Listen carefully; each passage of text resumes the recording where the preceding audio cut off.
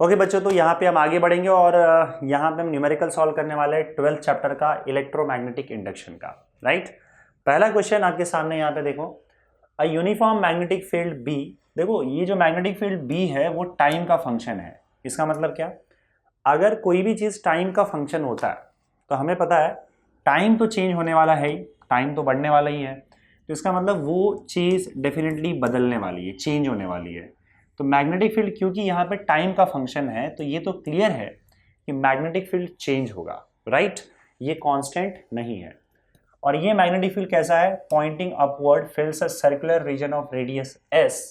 Radius s, radius जो है आपका एस दे के रखा है एक सर्कुलर रीजन का। जैसे मान लो ये आपका सर्कुलर रीजन है, ठीक है, इसका रेडियस एस है और इसको ऊपर की ओर जाते हुए मैग्नेटिक फील्ड ने भर रखा है। मतलब आपका जो मैग्नेटिक फील्ड है वो कुछ इस तरीके से इसके ऊपर जा रहा है, ऊपर की ओर जा रहा है और इस पूरे सर्कुलर रीजन को भर रखा है मैग्नेटिक फील्ड ने। ऐसा क्वेश्चन में बताया गया। ठीक है, तो ये मैग्नेटिक फील्ड के लाइंस ऑफ फोर्स मैंने बता दिया और मैग्नेटिक फील्ड आपका चेंज हो रहा है क्योंकि वो टाइम का फंक्शन है, यहाँ पे दे रखा है। ठीक है, if B is changing with time. अच्छा देखो आगे लिख भी दिया है, वो ऐसे हम लोगों ने पहले पता कर लिया था क्योंकि टाइम का फंक्शन था, लेकिन यहाँ पे इन्होंने लिख भी दिया है कि B is changing with time field the induction electric field. मेरे को क्वेश्चन में गड़बड़ है, ये एक्चुअली इंडक्शन नहीं होगा, द इंड्यूस्ड इलेक्ट्रिक फील्ड आएगा।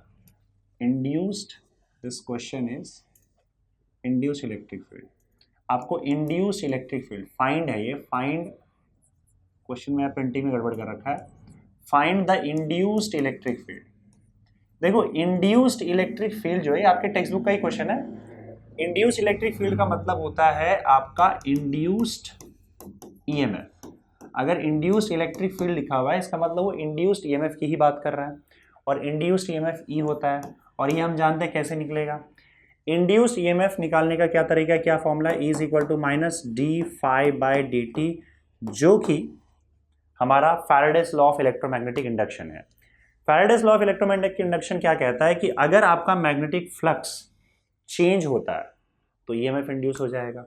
तो हम जैसे अज्यूम कर लेते हैं यहाँ पे ई रीजन में अगर मान लो आपने कॉइल रखा हो, वैसे कॉइल की बात इन्होंने नहीं की, थोड़ा सा यहाँ पे कॉन्सेप्ट अलग है, पर अज्यूम कर लेते हैं इस एरिया से अगर जो फ्लक्स पास हो रहा है आपका मैग्नेटिक फील्ड का, अगर मैग्नेटिक फील्ड चेंज होता है तो ईएमएफ इंड्यूस हो जाएगा। उसी इंड्यूस ईएमएफ को हम क्या बोलते हैं, इंड्यूस्ड इलेक्ट्रिक फील्ड। आप यहाँ पे ऐसे समझ सकते हो। तो इसका फॉर्मूला ये है। अब मुझे एक बात बताओ कि आपका फ्लक्स का फॉर्मूला क्या होगा। फ्लक्स का फॉर्मूला क्या होता है बताओ, B into A into cos theta. Magnetic field B into A into cos theta. Right, cos theta क्या है, मैग्नेटिक फील्ड और एरिया वेक्टर के बीच का एंगल।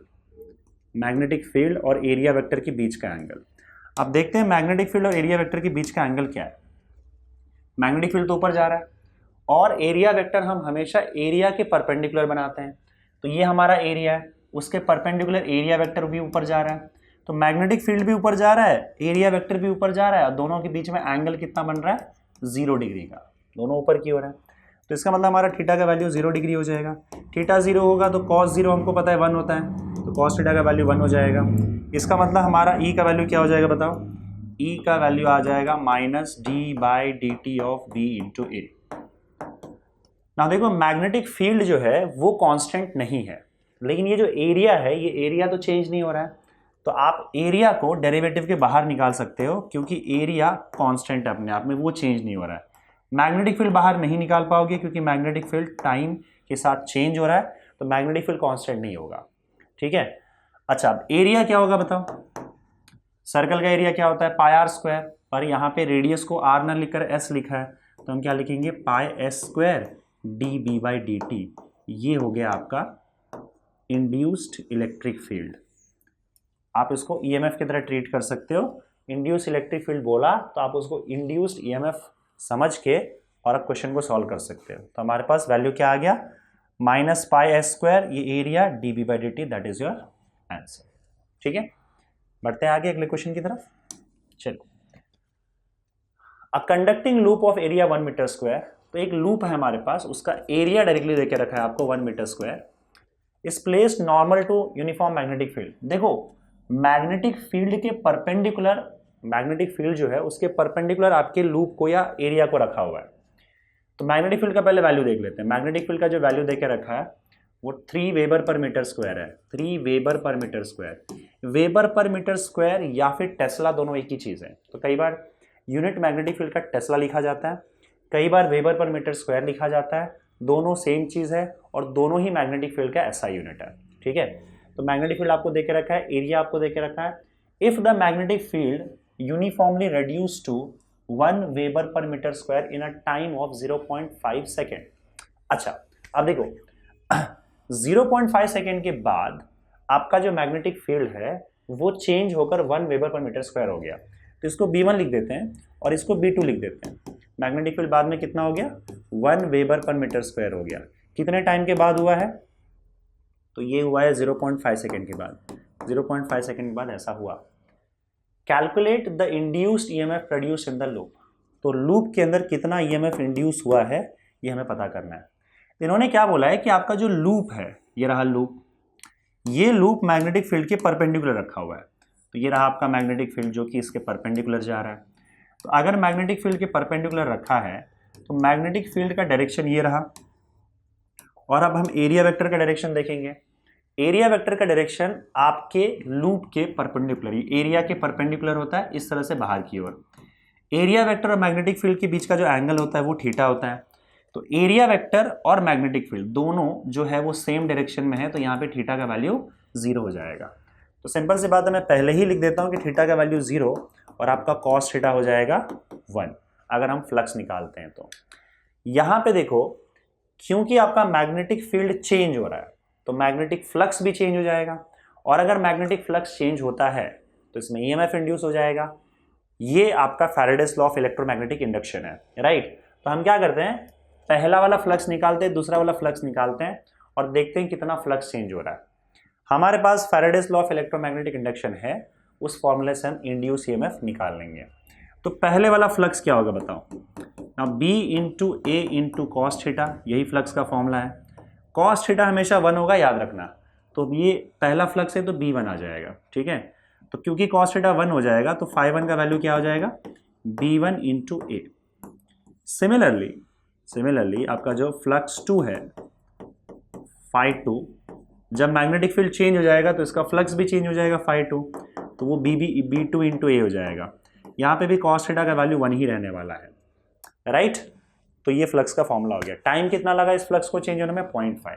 अब electromagnetic induction E is equal to minus d∅dt होता है, लेकिन हमें सिर्फ वैल्यू से लेना देना है। याद रखना, आपको प्लस माइनस की यहाँ पे जरूरत नहीं है, हमको सिर्फ वैल्यू से लेना देना है। इसलिए हम क्या करेंगे, d∅dt को मॉड में डाल देंगे। मॉड में डालने से चाहे आपका ये फ्लक्स कम हो ज़्यादा हो, जो भी होगा आपका वैल्यू पॉजिटिव में आएगा। हम सिर्फ पॉजिटिव वैल्यू निकालेंगे।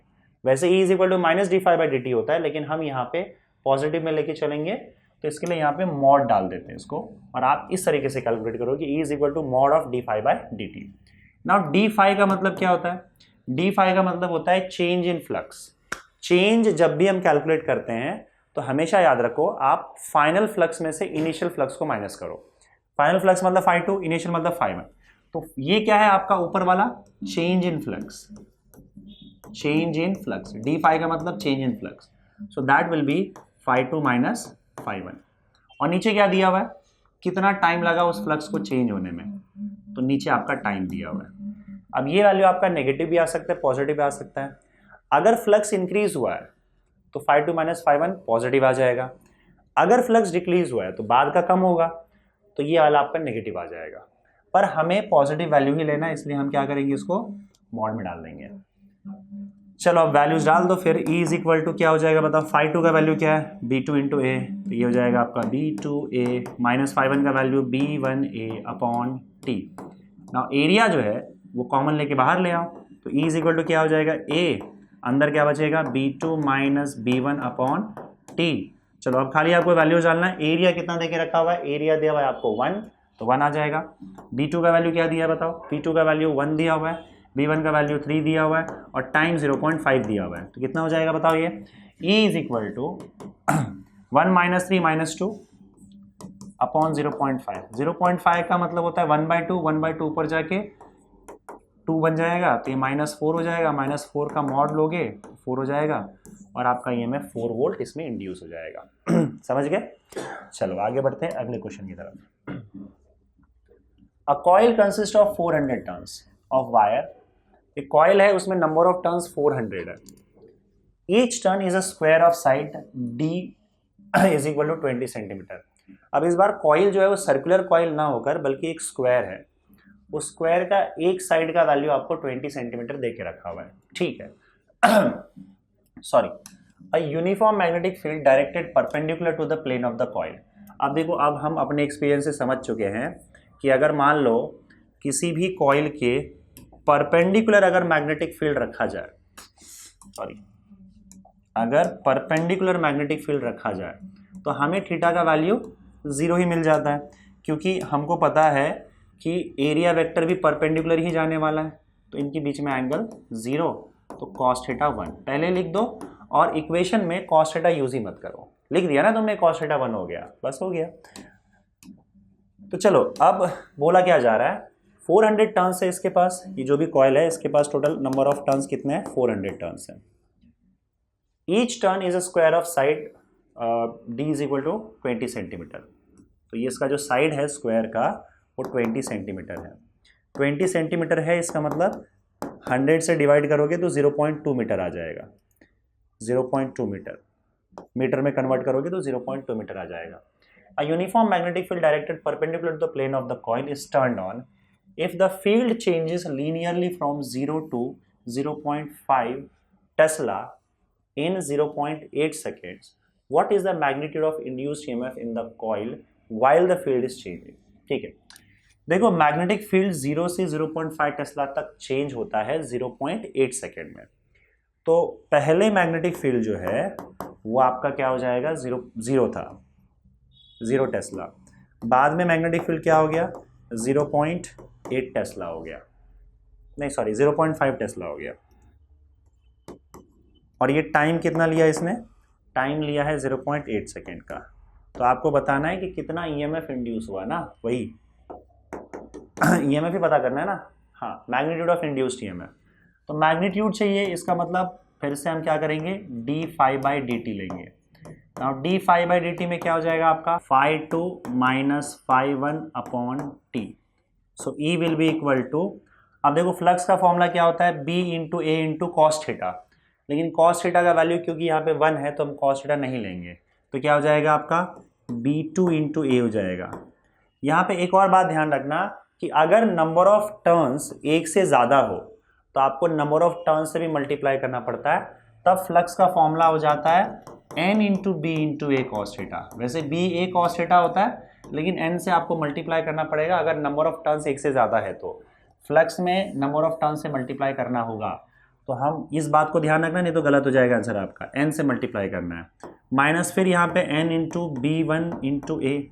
कॉस थीटा नहीं लिखेंगे क्योंकि कॉस थीटा का वैल्यू वैसे भी 1 हो रहा है, डिवाइडेड बाय टाइम आ जाएगा आपका। अब n और a ये कॉमन लेके आप बाहर निकाल सकते हो क्योंकि वो कॉन्स्टेंट्स है, वो तो वैसे भी वैल्यू पॉजिटिव रहने वाला है। तो n और a कॉमन आपका बाहर आ जाएगा, अंदर बचेगा B2 minus B1 upon t. अब एरिया क्या होगा बताओ, स्क्वायर है, स्क्वायर का साइड d दे के रखा है, तो स्क्वायर का एरिया d स्क्वायर होता है, तो d square B2 minus B1 upon t. अब बस खाली वैल्यू सब्स्टिट्यूट करना है, तो E is equal to number of turns आपके पास कितना है, 400 है, तो 400 आप मल्टीप्लाई कर दो। एरिया आपका कितना दिया हुआ है, डी स्क्वायर है ना, तो डी का वैल्यू 0.2 है, तो 0.2 का स्क्वायर कर दो मल्टीप्लाइड बाय, अंदर आपका क्या बचेगा, B2 minus B1 upon T. B2 का वैल्यू 0.5, B1 का वैल्यू 0 अपॉन 0.8, तो 0.5 माइनस 0 अपॉन 0.8 हो जाएगा। तो ये हो जाएगा आपका 400 मल्टीप्लाइड बाई 0.02 हो जाएगा, 0.04 हो जाएगा सॉरी, तो ये आपका मल्टीप्लाइड बाय 5 अपॉन 8 हो जाएगा। अब इसको मल्टीप्लाई करोगे, 2 0 इसमें मल्टीप्लाई कर दोगे तो ये 4 हो जाएगा, 4 इंटू 4 16 हो जाएगा, 16 मल्टीप्लाइड बाय 5 अपॉन 8, तो ये हो जाएगा 4 4 क्योंकि 8 1 सा 8 2 सा कर दो, तो 5 2 सा 10, तो आपका 10 वोल्ट आ गया EMF। दैट्स आंसर, ठीक है। आगे बढ़े अगले क्वेश्चन की तरफ। Next question, a long solenoid S as shown in the figure has 200 turns per centimeter and carries a current I to 1.4 ampere. The diameter D of the solenoid is 3 centimeter. A coil C having 100 turns and a diameter D of 2 centimeter is kept at the coaxial to the solenoid. The current in the solenoid is decreased steadily to 0 in 20 millisecond. Calculate the magnitude of EMF induced in the coil C when the current in the solenoid is changing. ठीक है, इसको समझते थोड़ा सा क्या है। एक long solenoid है यहाँ पे, ये रहा आपका लॉन्ग सोलेनॉइड, इसमें करंट फ्लो हो रहा है मान लो I, और ये करंट आपका 1.4 एम्पियर है। तो इसको पहले हम I1 मान लेते हैं कि जो करंट है आपका ये 1.4 एम्पियर है, लेट दिस बी I1। पहले तो 1.4 एम्पियर फ्लो हो रहा है। The diameter D of the solenoid is 3 centimetre. अब इसका डायमीटर दे के रखा हुआ है, पता नहीं डायमीटर की जरूरत पड़ेगी कि नहीं, लिख देते हैं। Diameter D of the solenoid is 3 centimetre, लिख दो भाई। A coil C having 100 turns, अच्छा इसके अंदर इसका नंबर ऑफ टर्न्स भी दिया हुआ है, इसके अंदर जो भी नंबर ऑफ टर्न्स रहेगा उसको हम N1 लिख लेते हैं। ये सोलेनॉइड का नंबर ऑफ टर्न्स है, और नंबर ऑफ टर्न्स कितना दिया हुआ है, टोटल 200 दिया हुआ है। 200 टर्न्स पर सेंटीमीटर दिया हुआ है, इस बात का भी आपको ध्यान रखना है।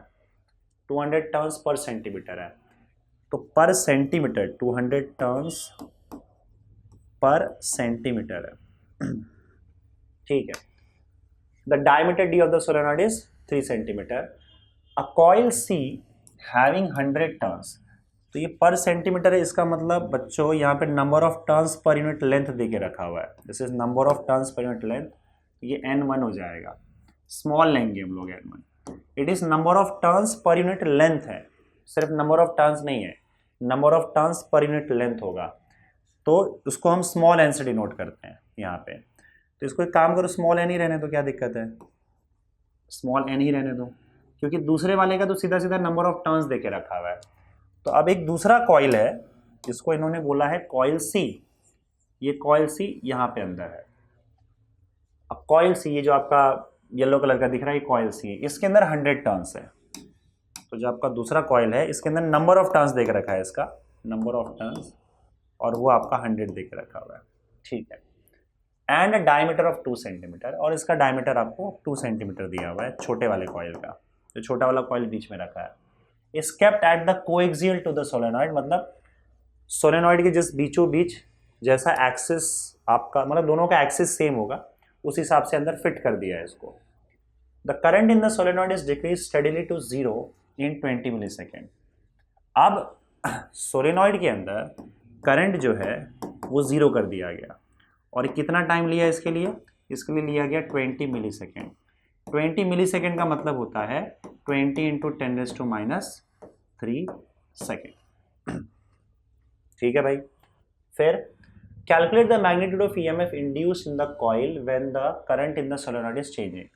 अब इस कॉइल C के अंदर कितना EMF इंड्यूस हुआ ये हमें पता करना है। इसमें एक काम आपको और करना पड़ेगा, देखो सारे SI यूनिट्स है, तो आपको इसको भी SI यूनिट में कन्वर्ट करना होगा। अब 200 टर्न्स पर सेंटीमीटर है ना, तो आप सेंटीमीटर मतलब अपॉन सेंटीमीटर है, तो आपको जो नीचे सेंटीमीटर दिया है उसको मीटर में कन्वर्ट करना पड़ेगा। मीटर में कन्वर्ट करने के लिए 1 centimetre is equal to 10⁻² metre होता है। ये ऊपर जाने के बाद क्या हो जाएगा, 200 इंटू 10⁻² हो जाएगा, टर्न्स पर मीटर में कन्वर्ट हो जाएगा, तो ये SI यूनिट में कन्वर्ट हो गया। सेंटीमीटर नीचे था तो नीचे 10⁻² मीटर कर दिया, क्योंकि 1 सेंटीमीटर 10⁻² मीटर होता है। यहाँ जाके ऊपर जाके क्या हो जाएगा, 10⁻² हो जाएगा, राइट। तो ये आपका number of turns per unit length आ गया सोलेनॉइड का। अच्छा, जो आपका छोटा वाला कॉइल है उसका नंबर ऑफ टर्न्स 100 दिया था, और छोटे वाले का जो डायमीटर है वो 2 सेंटीमीटर दिया था। पर मेरे हिसाब से मुझे नहीं लगता है कि शायद डायमीटर की ज़रूरत बड़े वाले कॉइल की पड़ेगी, छोटे वाले कॉइल के डायमीटर की ज़रूरत पड़ सकती है। देखते हैं आगे क्या है। अब सुनो, इन्होंने बोला है कि जो तुम्हारा छोटा वाला कॉइल C है इसके अंदर कितना EMF इंड्यूस होगा। EMF कितना इंड्यूस होगा और क्यों होगा पहले ये बताओ।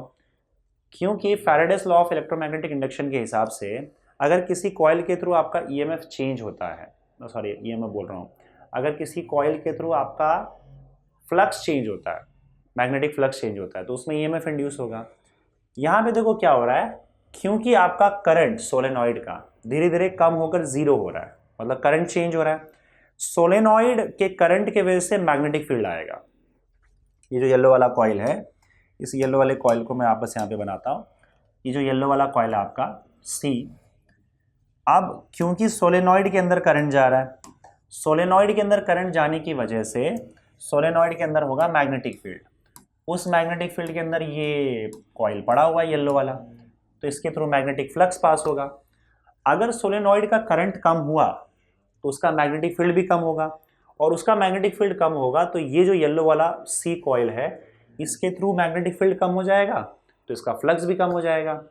और जब बाहर का करंट जीरो हो जाएगा सोलेनॉइड का, तो उसका मैग्नेटिक फील्ड भी जीरो हो जाएगा, तो मैग्नेटिक फ्लक्स भी जीरो हो जाएगा। और क्योंकि मैग्नेटिक फ्लक्स कम हो रहा है, चेंज हो रहा है, तो मैग्नेटिक फ्लक्स चेंज होगा इसमें सॉरी, मेरी तबीयत पूरी तरह से ठीक नहीं हुई है, क्योंकि इसका मैग्नेटिक फ्लक्स चेंज हो रहा है तो इसमें ईएमएफ इंड्यूस हो जाएगा। वही ईएमएफ हम लोग को यहाँ पे ढूंढना है, सॉरी, इस सोलेनॉइड में। तो एक काम करो, फ्लक्स चेंज हो रहा है, फ्लक्स क्यों चेंज हो रहा है? ईएमएफ चेंज होने की वजह से। तो आप पहले एक काम करो, यहाँ पे फ्लक्स ही कैलकुलेट करो कितना चेंज हो रहा है, पहले कितना फ्लक्स है, बाद में कितना फ्लक्स है ना। पहले वाला फ्लक्स हम कैलकुलेट करते हैं, φ1 that is equal to number of turns. याद रखना इसमें नंबर ऑफ टर्न्स है तो आप नंबर ऑफ टर्न्स मल्टीप्लाई करोगे और इसका नंबर ऑफ टर्न्स लोगे जिसका फ्लक्स निकाल रहे हो। तो हम किसका फ्लक्स निकाल रहे हैं? छोटे वाले कॉइल का फ्लक्स निकाल रहे हैं, तो उसका नंबर ऑफ टर्न्स लिया, n into B into A into cos theta. लेकिन फिर देखो मैग्नेटिक फील्ड यहाँ पे जा रहा है अब इसका एरिया वेक्टर भी यहीं पे जाएगा, magnetic field area vector same direction में, थीटा का वैल्यू 0, कॉस थीटा 1, तो कॉस थीटा तो आपका 1 हो जाएगा, हटा दो इसको। अब देखो ये पहला फ्लक्स है इसके अंदर स्टार्टिंग में, तो स्टार्टिंग में नंबर ऑफ टर्न्स इसका कितना है बताओ पहले तो। सी कॉइल का देखना नंबर ऑफ टर्न्स कितना है, 100 है, तो 100। अब मैग्नेटिक फील्ड जो है वो B1 ले लेते हैं हम लोग। मैग्नेटिक फील्ड किसकी वजह से आ रहा है? सोलेनॉइड के अंदर जो करंट आ रहा है ना उसकी वजह से मैग्नेटिक फील्ड आ रहा है। तो हमें यहाँ पे सोलेनॉइड का मैग्नेटिक फील्ड लेना है। सोलेनॉइड की वजह से जो मैग्नेटिक फील्ड आता है उस मैग्नेटिक फील्ड के अंदर ये पड़ा हुआ है।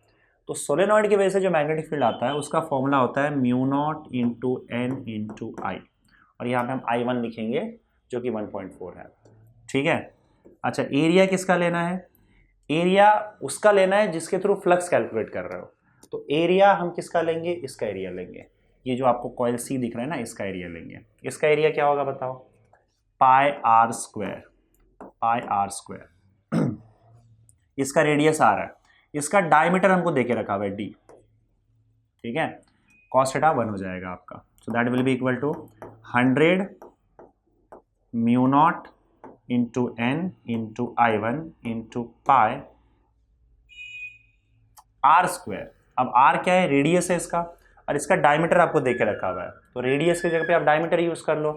आर इज इक्वल टू क्या होता है? डायमीटर का आधा हो जाएगा, तो आर की जगह पे d/2 डालोगे, उसका स्क्वायर करोगे तो d²/4 हो जाएगा। तो ये आपका पहला फ्लक्स आ जाएगा। इसको चलो कैलकुलेट ही कर लेते हैं यहाँ पे। तो 100 मल्टीप्लाइड बाय, ना देखो μ0 का वैल्यू होता है 4 pi into 10⁻⁷। Number of turns per unit length है ये सोलेनॉइड का number of turns per unit length 200 into 10⁻² है, तो इसको डाल दो 200 into 10⁻² multiplied by current. Current I1 1.4 है, 1.4 आ जाएगा यहाँ पे, और फिर यहाँ पे पाई आ जाएगा, और d², डी का वैल्यू कितना दिया हुआ है? 2 सेंटीमीटर। इसको मीटर में कन्वर्ट करोगे तो 2 इंटू 10⁻² मीटर आ जाएगा। ये देख लेना 2 इंटू 10⁻² मीटर, तो 2 इंटू 10⁻² का स्क्वायर हो जाएगा और अपॉन 4 हो जाएगा। तो यहाँ से आप देखोगे तो 4 और 4 यहाँ से हो जाएगा कैंसिल, और यहाँ पे 1.4 इंटू, अब ये 10⁻² है, ध्यान से देखो 1 2 3 4 5 6, तो यहाँ से गायब हो जाएगा, 10⁻⁻1 बचेगा, और यहाँ पे 10⁻⁻1 है, और यहाँ पे 14 2 28, 2.8 हो जाएगा, तो 2.8 ध्यान से कैलकुलेशन ध्यान से करना। 2.8 और 1 2 3 4 5 6 गायब हो गया, पाई और पाई मिलके यहाँ पे पाई स्क्वायर हो जाएगा मल्टीप्लाइड बाय, नाउ से 2 का स्क्वायर क्या होगा 4 हो जाएगा और मल्टीप्लाइड बाय 10⁻⁴ और यहाँ का एक मिला के 10⁻⁵ हो जाएगा। बड़े आराम से संभल के करना कैलकुलेशन। अब मैं इसको कैलकुलेट कर लेता हूँ। आप इसको कैलकुलेट कर सकते हो वैसे, और हो सकता है आपको लॉग यूज़ करना पड़े, उस हिसाब से आप देख लेना। अगर डायरेक्ट हो रहा है तो ठीक है, नहीं तो आप लॉग यूज़ कर सकते हो। बाकी मैं यहाँ पे कैलकुलेट कर रहा हूँ, इसको यूज़ करके, कैलकुलेटर यूज़ करके फटाफट, और मल्टीप्लाइड बाई 4 110.43, एक सेकेंड ना, 110.43 और फ्लक्स का जो फॉर्म ये यूनिट होता है वो वेबर होता है। तो ये स्टार्टिंग में इतना फ्लक्स था, ठीक है। थोड़ा सा घुमाया फिरा हुआ क्वेश्चन है, आपको ध्यान से देखना होगा कि कौन सा वैल्यू किसका लेना है, बस वो आपको समझ में आना चाहिए। तो ये फ्लक्स आ गया आपका पहला फ्लक्स। ना देखो उसके बाद आपका जो सेकंड फ्लक्स होगा जब चेंज हो रहा है, तो चेंज होने के बाद सेकंड फ्लक्स सीधा जीरो आ जाएगा। क्यों जीरो आ जाएगा बताओ? क्योंकि सोलेनॉइड का फाइनली करंट क्या हो गया जीरो, क्योंकि सोलेनॉइड का करंट ही जीरो हो गया। तो solenoids current I2 is equal to zero, so therefore आपका जब फ्लक्स φ2 होगा वो भी जीरो हो जाएगा, क्योंकि करंट ही नहीं है तो मैग्नेटिक फील्ड नहीं होगा, मैग्नेटिक फील्ड नहीं है तो फ्लक्स नहीं होगा, तो φ2 जीरो हो गया। EMF निकालने का फॉर्मूला क्या बताओ? E is equal to minus d phi by d t, E is equal to, लेकिन हम वॉट में लेंगे d phi by d t, that is equal to φ2 minus φ1 upon t. तो φ2 कितना है बताओ? φ2 मतलब फाइनल फ्लक्स तो जीरो आ रहा है, जीरो माइनस आपका इनिशियल फ्लक्स कितना आया था 110.43 वेबर, तो ये हो जाएगा आपका 110.43 अपॉन इसके लिए कितना टाइम दिया गया, टाइम 20 इंटू 10⁻⁻3, तो ये हो जाएगा आपका, अच्छा इसमें पावर भी है ना, ये इंटू 10⁻⁵ भूल गया मैं, सॉरी इंटू 10⁻⁵ भी आएगा weber. Let me just check, मैंने क्या मल्टीप्लाई किया था, 2.8 इंटू 3.14 इंटू 3.14 इंटू 4, हाँ इसमें 10⁻⁵ भी आ जाएगा। चलो तो यहाँ पे हम लोग 10⁻⁵ भी लिख देते हैं, जीरो माइनस इतना और अपॉन टाइम। इस फ्लक्स को चेंज होने में कितना टाइम लगा है, तो टाइम यहाँ पे देखो 20 इंटू 10⁻³ है, तो दिस विल बी 20 इंटू 10⁻³ अब एक काम करो, इसको कर दो 200 इसलिए बोल रहा हूँ मैं, और देखो ये आपका पॉजिटिव ही होगा, जीरो माइनस ये वैल्यू नेगेटिव आ जाएगा, पर मॉड में था तो पॉजिटिव कर देते हैं, तो ये हो जाएगा 110.43 मल्टीप्लाइड बाई 10⁻⁵। और एक काम करो, इसको 2 जीरो और ऐड कर दो, 2 जीरो और ऐड करो तो ये क्या हो जाएगा आपका 2000 हो जाएगा, और इसको 10⁻⁵ कर दो ताकि ये दोनों पार्ट यहाँ से कैंसिल आउट हो जाए। अब आपको इसको कैलकुलेट करना है, कर लो कैलकुलेट। 110.43 डिवाइडेड बाई 2000, तो 0.0552 वोल्ट, ठीक है। तो इन्होंने आंसर है मुझे लगता है मिली वोल्ट में दिया हुआ है, मिली वोल्ट में लिखने की ज़रूरत नहीं है, आप यहाँ पे अपना आंसर छोड़ सकते हो।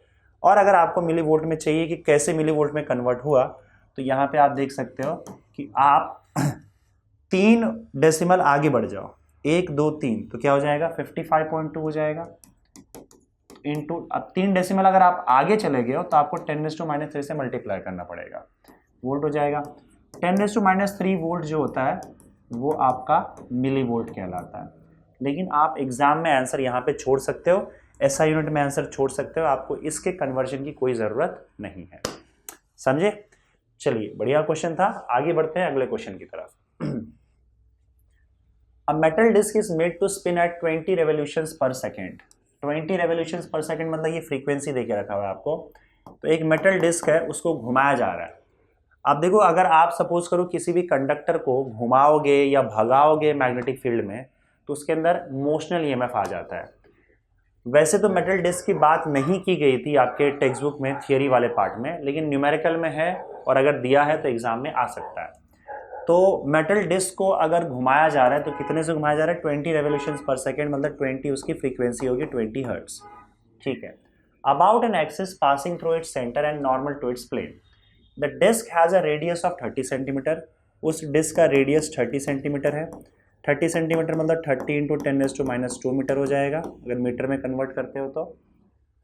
And spins in a uniform magnetic field of, और इसे मैग्नेटिक फील्ड कितना 0.20 टेस्ला में भगाया जा रहा है, which is parallel to the axis of rotation. अब इसे कैसे घुमाया जा रहा है, देखो ये आपका मेटल डिस्क है और आपका ये एक्सिस ऑफ रोटेशन है, मतलब इस एक्सिस के, इसके परपेंडिकुलर एक्सिस के अबाउट इसको रोटेट किया जा रहा है। और इस एक्सिस के पैरेलल इस एक्सिस के पैरेलल मैग्नेटिक फील्ड है। उन्होंने बोला है कि एक्सिस के पैरेलल मैग्नेटिक फील्ड है। तो एक्सिस के पैरेलल मैग्नेटिक फील्ड मतलब डिस्क के परपेंडिकुलर मैग्नेटिक फील्ड को डाला जा रहा है। इस हिसाब से फिर से अगर हम देखें तो आपका डिस्क का जो एरिया वेक्टर है वो एरिया वेक्टर तो इसके परपेंडिकुलर ही जाएगा। अगेन एरिया वेक्टर और मैग्नेटिक फील्ड के बीच में एंगल बना 0 डिग्री और आपका कॉस थीटा का वैल्यू हो जाएगा 1। ठीक है। अब डिस्क को घुमाया जा रहा है तो ध्यान से देखो कि इस केस में क्या हो रहा है कि आपका जो डिस्क है वो रोटेट हो रहा है और रोटेशन की वजह से इसके अंदर मोशनल ईएमएफ आ जाएगा। तो हम ये ईएमएफ कैलकुलेट कैसे करेंगे, इन्होंने बोला है कि आपका कितना ईएमएफ, नहीं क्या ढूंढने के लिए क्या बोला पहले वो तो देख लेते हैं। पहला क्वेश्चन इन्होंने ये बोला है कि क्या ढूंढना है आपको, the area swept out per second by the radius of the disc. तो हमें सबसे पहले ये देखना है कि एक सेकेंड में कितना एरिया स्वीप किया जा रहा है। कौन स्वीप करेगा, डिस्क। देखो जैसे डिस्क के ऊपर मान लो एक लाइन बना दो, ये डिस्क है और ये डिस्क के ऊपर एक लाइन बना दो।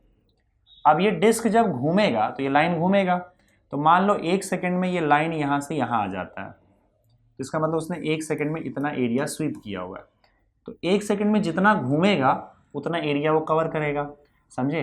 तो कितना एरिया वो 1 सेकेंड में स्वीप कर रहा है ये हम लोग को पहले कैलकुलेट करना है। दूसरे पार्ट में क्या कैलकुलेट करना है बताओ, area swept out per second by the radius of the disc. तो रेडियस उसका वही जो मैं लाइन बनाया था वो एक्चुअली क्या है, रेडियस है। तो वो 1 सेकेंड में कितना एरिया स्वीप कर रहा है वो आपको पता करना है। दूसरा क्या है, the flux cut per second by radius of the disc. हर सेकेंड कितना फ्लक्स जो है वो कट कर रहा है ये आपको पता करना है, ये भी 1 सेकेंड में, पर सेकेंड पूछा गया तो 1 सेकेंड में। और the induced EMF in the disc, और तीसरा केस में आपको ईएमएफ इंड्यूस कितना इसके अंदर हुआ है ये पता करना है। ठीक है। फ्लक्स कट मतलब चेंज इन फ्लक्स मान सकते हो आप, 1 सेकेंड में कितना फ्लक्स चेंज हो रहा है, कितना फ्लक्स वो कैलकुलेट कर रहे हैं। तो मैं डेल्टा फाई लिख देता हूँ यहाँ पे। तो चलो सबसे पहले हम बात करेंगे सबसे पहले क्वेश्चन की, कितना एरिया कवर किया जा रहा है। ठीक है। देखो अगर वो एक बार पूरा रोटेट करता है, अगर आपका डिस्क पूरा एक बार घूम जाता है तो कितना एरिया कवर करेगा वो, तब वो पूरा πr², मतलब सर्कल का जितना एरिया है, जैसे मान लो ये आपका डिस्क है और ये उसका रेडियस है, अगर ये पूरा एक बार घूम के आ जाए तो पूरे सर्कल का एरिया कवर कर लेगा। तो इसका मतलब एक रेवोल्यूशन में, ध्यान से देखना, एक रेवोल्यूशन में वो जो एरिया कवर कर रहा है वो πr² कर रहा है। r उसका रेडियस है, अच्छा r में एक काम करता हूँ स्मॉल r, इतना एरिया वो कवर कर रहा है, एरिया कवर्ड इज πr²। अब यहाँ पे इन्होंने क्या बोला है, 1 सेकेंड में आपको पता करना है। तो 1 सेकेंड में मुझे बताओ कि वो कितना रेवोल्यूशंस परफॉर्म कर रहा है, 20 रेवोल्यूशंस परफॉर्म कर रहा है। तो 20 रेवोल्यूशंस में वो कितना एरिया कवर करेगा ये हमें पता करना है, क्योंकि 20 रेवोल्यूशंस का मतलब क्या होता है, 1 सेकेंड। वो हर 1 सेकेंड में क्या कर रहा है, हर 1 सेकेंड में वो 20 रेवोल्यूशंस परफॉर्म कर रहा है, और हमें यही बताया गया है कि 1 सेकेंड में कितना एरिया कवर कर रहा है वो। तो 1 सेकेंड में कितना एरिया कवर करने का मतलब है कि 20 रेवोल्यूशंस पे कितना एरिया कवर करेगा वो। तो आपको बस ये एरिया निकालने के लिए क्रॉस मल्टीप्लाई करना होगा। तो A is equal to πr² into 20, πr² into 20, समझे। तो ये 1 सेकेंड का एरिया आपको मिल जाएगा। समझ में आया कि नहीं आया, एक रेवोल्यूशंस, या फिर आप मैं इसको इस तरीके से लिख देता हूँ 1 सेकेंड, इसको और अच्छे से लिख देता हूँ मैं। यहाँ पे मैंने डब्बा बना दिया,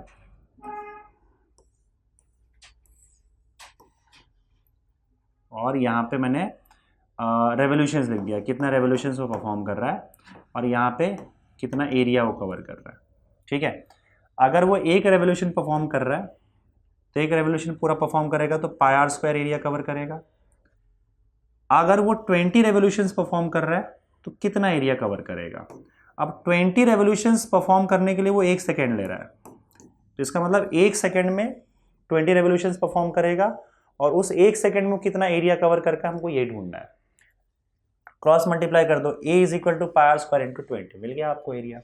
तो पाई का value 3.14 multiplied by radius. Radius क्या होगा, रेडियस का वैल्यू यहाँ पे देख रखा है 30 इंटू 10⁻², तो 30 इंटू 10⁻² का स्क्वायर मल्टीप्लाइड बाय 20, तो कितना हो जाएगा ये। इसको करोगे आप सॉल्व, 3.14 मल्टीप्लाइड बाय 30 का स्क्वायर हो जाएगा 3 3 900 मल्टीप्लाइड बाय 10⁻4 मल्टीप्लाइड बाय 20। चलो इसको सॉल्व कर लो, ये आपका एरिया आपको मिल जाएगा।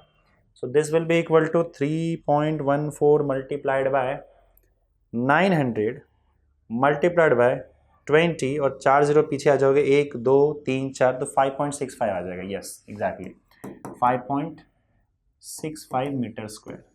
ये इसका 1 सेकेंड में इतना एरिया कवर होगा, या 20 रेवोल्यूशन, क्योंकि 1 सेकेंड में 20 रेवोल्यूशन परफॉर्म कर रहा है तो इतना एरिया कवर कर लेगा वो 1 सेकेंड में। सेकेंड केस में कितना फ्लक्स चेंज होगा, कितना फ्लक्स कट करेगा उसका रेडियस। तो आप फ्लक्स कट करने के लिए क्या करोगे, आप फॉर्मूला क्या यूज करोगे, phi is equal to, flux का फॉर्मूला क्या होता है बताओ, B into A into cos theta.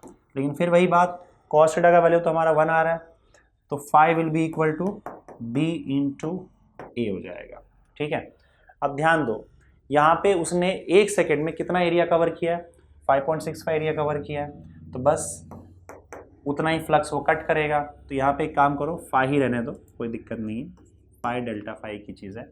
तो मैग्नेटिक फील्ड कितना है बताओ, मैग्नेटिक फील्ड 0.2 है, और उसने कितना एरिया कवर किया है 1 सेकेंड में, 1 सेकेंड का ही फ्लक्स पूछ रहा है ना वो, तो बस 5 इंटू 5.65 मल्टीप्लाई कर दो, तो 5.65 मल्टीप्लाइड बाय 0.2, 5.65 मल्टीप्लाइड बाय 0.2, तो 1.13 आ जाएगा। This will B 1.13 weber. ठीक है, ये आ गया फ्लक्स आपका। और क्या पूछा है, induce EMF in the disc. Induce EMF निकालने के लिए क्या करोगे, जितना फ्लक्स कट किया है उसने, देखो एक काम करो, इसको हम लिख देते हैं डेल्टा ए। डेल्टा ए मतलब कितना एरिया कवर किया है, इसको हम लिख देते हैं डेल्टा फाई, कितना फ्लक्स कट किया है। तो ऐसे केस में आप इसको डेल्टा ए लिख दो, इतना एरिया इसने कट किया है या कवर किया है, डेल्टा ए, और इसको हम डेल्टा फाई लिख देते हैं, इतना फ्लक्स उसने चेंज किया है। तो delta phi will be equal to B into change in area, या एरिया जो भी कट किया है, delta A into cos theta. Cos theta तो 1 ही हो जा रहा है यहाँ पे, बस लिखने का तरीका है और कुछ नहीं। और यहाँ पे आपका आ जाएगा B into delta A. Delta A मतलब इतना एरिया कवर किया गया है 1 सेकेंड में। अब उसे 1 सेकेंड में ईएमएफ कितना इंड्यूस हुआ है वो पूछ रहा है। तो ईएमएफ का फॉर्मूला क्या आता है हमारा, E is equal to d phi by d t, और इसे हम मॉड में ले लेते हैं। अब यहाँ पे एक काम करो, डी की जगह पे डेल्टा यूज कर लो, चलेगा। देखो डी और डेल्टा में फर्क नहीं है, डी फाई भी रिप्रेजेंट करता है change in flux, delta phi भी रिप्रेजेंट करता है चेंज इन फ्लक्स, और आप यूज कर सकते हो डी की जगह पे, फिलहाल यहाँ पे आप डेल्टा यूज कर सकते हो, कोई दिक्कत नहीं। तो ये हो जाएगा delta phi by delta t, मतलब कितना फ्लक्स कवर किया गया है। इस क्वेश्चन में आप ऐसे यूज करना, कितना फ्लक्स कवर किया गया है डिवाइडेड बाय उसके लिए कितना टाइम लिया गया है। तो E इज इक्वल टू, अब डेल्टा फाई का वैल्यू क्या है हमारा बताओ, 1.13 है, और अपॉन टाइम है, तो कितना टाइम लिया गया, टाइम दिया रहेगा यार, टाइम नहीं दिया है क्या, टाइम अच्छा पर सेकेंड बोला है ना, तो पर सेकेंड बोला है, इसका मतलब 1 सेकेंड हो जाएगा, और क्या पर सेकेंड बोला है, तो डेल्टा टी का वैल्यू कितना हो जाएगा, 1 सेकेंड हो जाएगा, है ना। तो ऐसे में आपका ये तो वैल्यू सेम आ जाएगा फिर, E is equal to 1.13 volt per second बोला है ना, तो पर सेकेंड बोला है, इसका मतलब क्या लिखा है, induce EMF in the disc per second बोला है, तो 1 सेकेंड की बात हो रही है, तो टाइम का वैल्यू भी क्या हो जाएगा, 1 सेकेंड हो जाएगा। तो बस E is equal to 1.13 volt आ गया, तो EMF भी आ गया। तो इस तरह से इस क्वेश्चन को हमें सॉल्व करना है, समझ गए। चलो बच्चों बढ़ते हैं आगे अगले क्वेश्चन की तरफ। A long solenoid has 1500 turns per metre. तो एक सोलेनॉइड की बात हो रही है long solenoid, just a second, एक लॉन्ग सोलेनॉइड है हमारे पास, ये रहा लॉन्ग सोलेनॉइड, और इसके अंदर इसका number of turns per unit length देके रखा हुआ है। तो इसका number of turns per unit length देके रखा है, मतलब स्मॉल एन दिया हुआ है आपका, that is 1500। Okay, a coil C having cross section area 25 centimetre square, एक दूसरा कॉइल सी है, उसको ज़रूर बीच में ही रखा होगा, देख लेते पढ़ लेते हैं। इस टाइप का क्वेश्चन हम एक बार कर चुके हैं। इस कॉइल सी का जो एरिया है, सीधा सीधा आपको एरिया देके रखा हुआ है। इसका एरिया मान लो ए मान लेते हैं, उसका एरिया कितना दिया है, 25 centimetre square. 25 centimetre square, centimetre को आप मीटर में कन्वर्ट करोगे तो 10⁻² से मल्टीप्लाई करते हो, पर क्योंकि स्क्वायर है तो 10⁻² का स्क्वायर 10⁻4 हो जाएगा। तो एरिया 25 इंटू 10⁻4 मीटर स्क्वायर इस कॉइल का हो जाएगा। एंड 150 टर्न्स, एंड 150 टर्न्स होगा यहाँ पे, and 150 turns of the solenoid if a current of, एक सेकंड, क्वेश्चन यार कंप्लीट नहीं है, क्वेश्चन कंप्लीट नहीं है, क्वेश्चन देखने दो, जस्ट अ सेकेंड। क्वेश्चन क्या है, प्रिंटिंग में गड़बड़ हो गया, आई मीन टाइपिंग में गड़बड़ हो गया। 150 turns is wound tightly around the center of the solenoid, or if a current of is wound tightly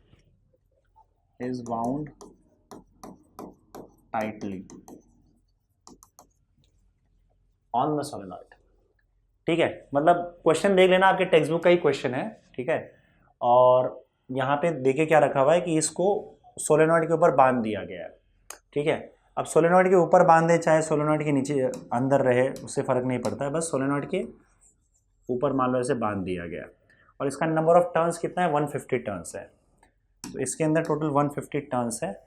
इसका जो नंबर ऑफ टर्न्स है उसको हम NC लिख देते हैं, ये number of turns of coil C, और वो 150 है, ठीक है। If a current of 3 ampere flows through the solenoid, इस सोलेनॉइड के थ्रू जो करंट है वो आपका, इसको I1 ले लेते हैं हम लोग, I ही ले लेते चलो। इसका जो करंट है सोलेनॉइड का वो 0.3 एम्पियर है, 3 एम्पियर करंट फ्लो हो रहा है उसके अंदर। कैलकुलेट, अब क्या क्या कैलकुलेट करना है वो देखो। सबसे पहली चीज़, द मैग्नेटिक फ्लक्स डेंसिटी। देखो मैग्नेटिक फ्लक्स डेंसिटी जो होता है इसका मतलब होता है मैग्नेटिक फील्ड। ये वर्ड से आप कंफ्यूज नहीं होना है आपको। मैग्नेटिक फ्लक्स बोल दिया तो फ्लक्स होगा, लेकिन अगर मैग्नेटिक फ्लक्स डेंसिटी बोल दिया तो फिर मैग्नेटिक फील्ड सीधा, मतलब आपको बी ढूंढना है, मैग्नेटिक फील्ड ढूंढना है, ठीक है। सेकेंड चीज़ क्या बोला गया आपको, the flux linkage in the coil C. अब कॉइल सी का आपको फ्लक्स ढूंढना है, मतलब φC ढूंढना है आपको, ठीक है। और तीसरा क्या बोला है, the average EMF induce in the coil C. अच्छा, कॉइल सी में EMF इंड्यूस कितना हुआ वो ढूंढना है, if the current in the solenoid is reversed in direction in a time of 0.5 second. अगर करंट को सोलेनॉइड में उल्टा कर दिया गया तो इसमें कितना EMF इंड्यूस होगा ये आपको पता करना है, EMF इन द कॉइल सी।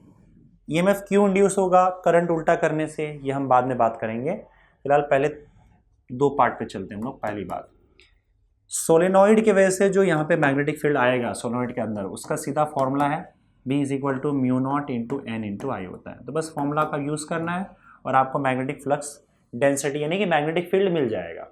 μ0 का वैल्यू होता है 4π × 10⁻⁷ तो ये हो जाएगा आपका 4π × 10⁻⁷।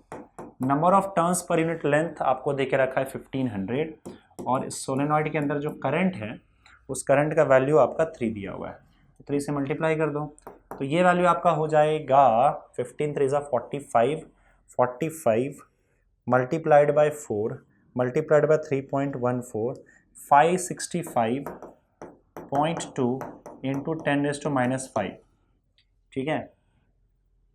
ओके, तो ये हो जाएगा आपका 5.2 डेसिमल पीछे आ जाओ, 5.65 × 10⁻³ Tesla, that is your answer, ठीक है। अब सेकेंड पार्ट, ये तो पहला पार्ट हो गया हमारा, मैग्नेटिक फील्ड यानी कि मैग्नेटिक फ्लक्स डेंसिटी वो हमें मिल गया। सेकेंड पार्ट में क्या बोला है, फ्लक्स ढूंढने बोला है, किसका, कॉइल सी का। फ्लक्स का फॉर्मूला क्या होगा, flux n into B into, देखो n मल्टीप्लाई करना पड़ेगा क्योंकि नंबर ऑफ टर्न्स यहाँ पे देके रखा है, n इंटू जो भी मैग्नेटिक फील्ड है b इंटू ए, और एरिया किसका लेना है, अब इसका एरिया लेना है जो आपका कॉइल देके रखा है, क्योंकि आप उसके थ्रू फ्लक्स निकाल रहे हो, a इंटू कॉस थीटा। अब क्योंकि आपका जो मैग्नेटिक फील्ड होगा सोलेनॉइड का वो सीधा इसके थ्रू पास होगा परपेंडिकुलर, तो अब तक तो हम करते आ रहे हैं, हमें पता है कि थीटा का वैल्यू यहाँ पे 0 हो जाएगा और कॉस थीटा 1 ही होता है, तो कॉस थीटा का वैल्यू 1 हो जाएगा, तो आपका फ्लक्स फाई सी का जो वैल्यू होगा वो हो जाएगा N C B into A, number of turns into B into A. Now number of turns जो है आपका कॉइल सी का वो 150 है, और मैग्नेटिक फील्ड तो सोलेनॉइड वाला ही है, सोलेनॉइड वाला ही मैग्नेटिक फील्ड इसके थ्रू पास हो रहा है, तो उसका जो 5.65 इंटू 10⁻³ है, 5.65 इंटू 10⁻³ हो जाएगा, और इसका जो एरिया है वो कॉइल का भी एरिया आपको देके रखा हुआ है 25 इंटू 10⁻⁴, तो ये 25 इंटू 10⁻⁴, तो 150 मल्टीप्लाइड बाई 25, चलो कैलकुलेट कर लेते हैं, 150 मल्टीप्लाइड बाय 5.65 मल्टीप्लाइड बाय 25, और उसके बाद फिर आपका 10⁻⁷ हो जाएगा, तो ये 21187, 2118 इतना ही रहने दो, 2119 कर दो, चलो 2119 मल्टीप्लाइड बाय 10⁻⁷ हो जाएगा, ठीक है, राउंड ऑफ करके 2119 आ जाएगा। डेसिमल को 3 पीछे ले लो, तो ये 2.119 इंटू 10⁻3 पीछे आ गए, तो इसमें से 3 कम हो जाएगा, तो ये -4 हो जाएगा। इसको आप 2.12 भी लिख सकते हो इंटू 10⁻⁴ वेबर, ये आपका फ्लक्स हो गया, कॉइल सी से जो आपका फ्लक्स जा रहा है, इतना फ्लक्स पास होगा,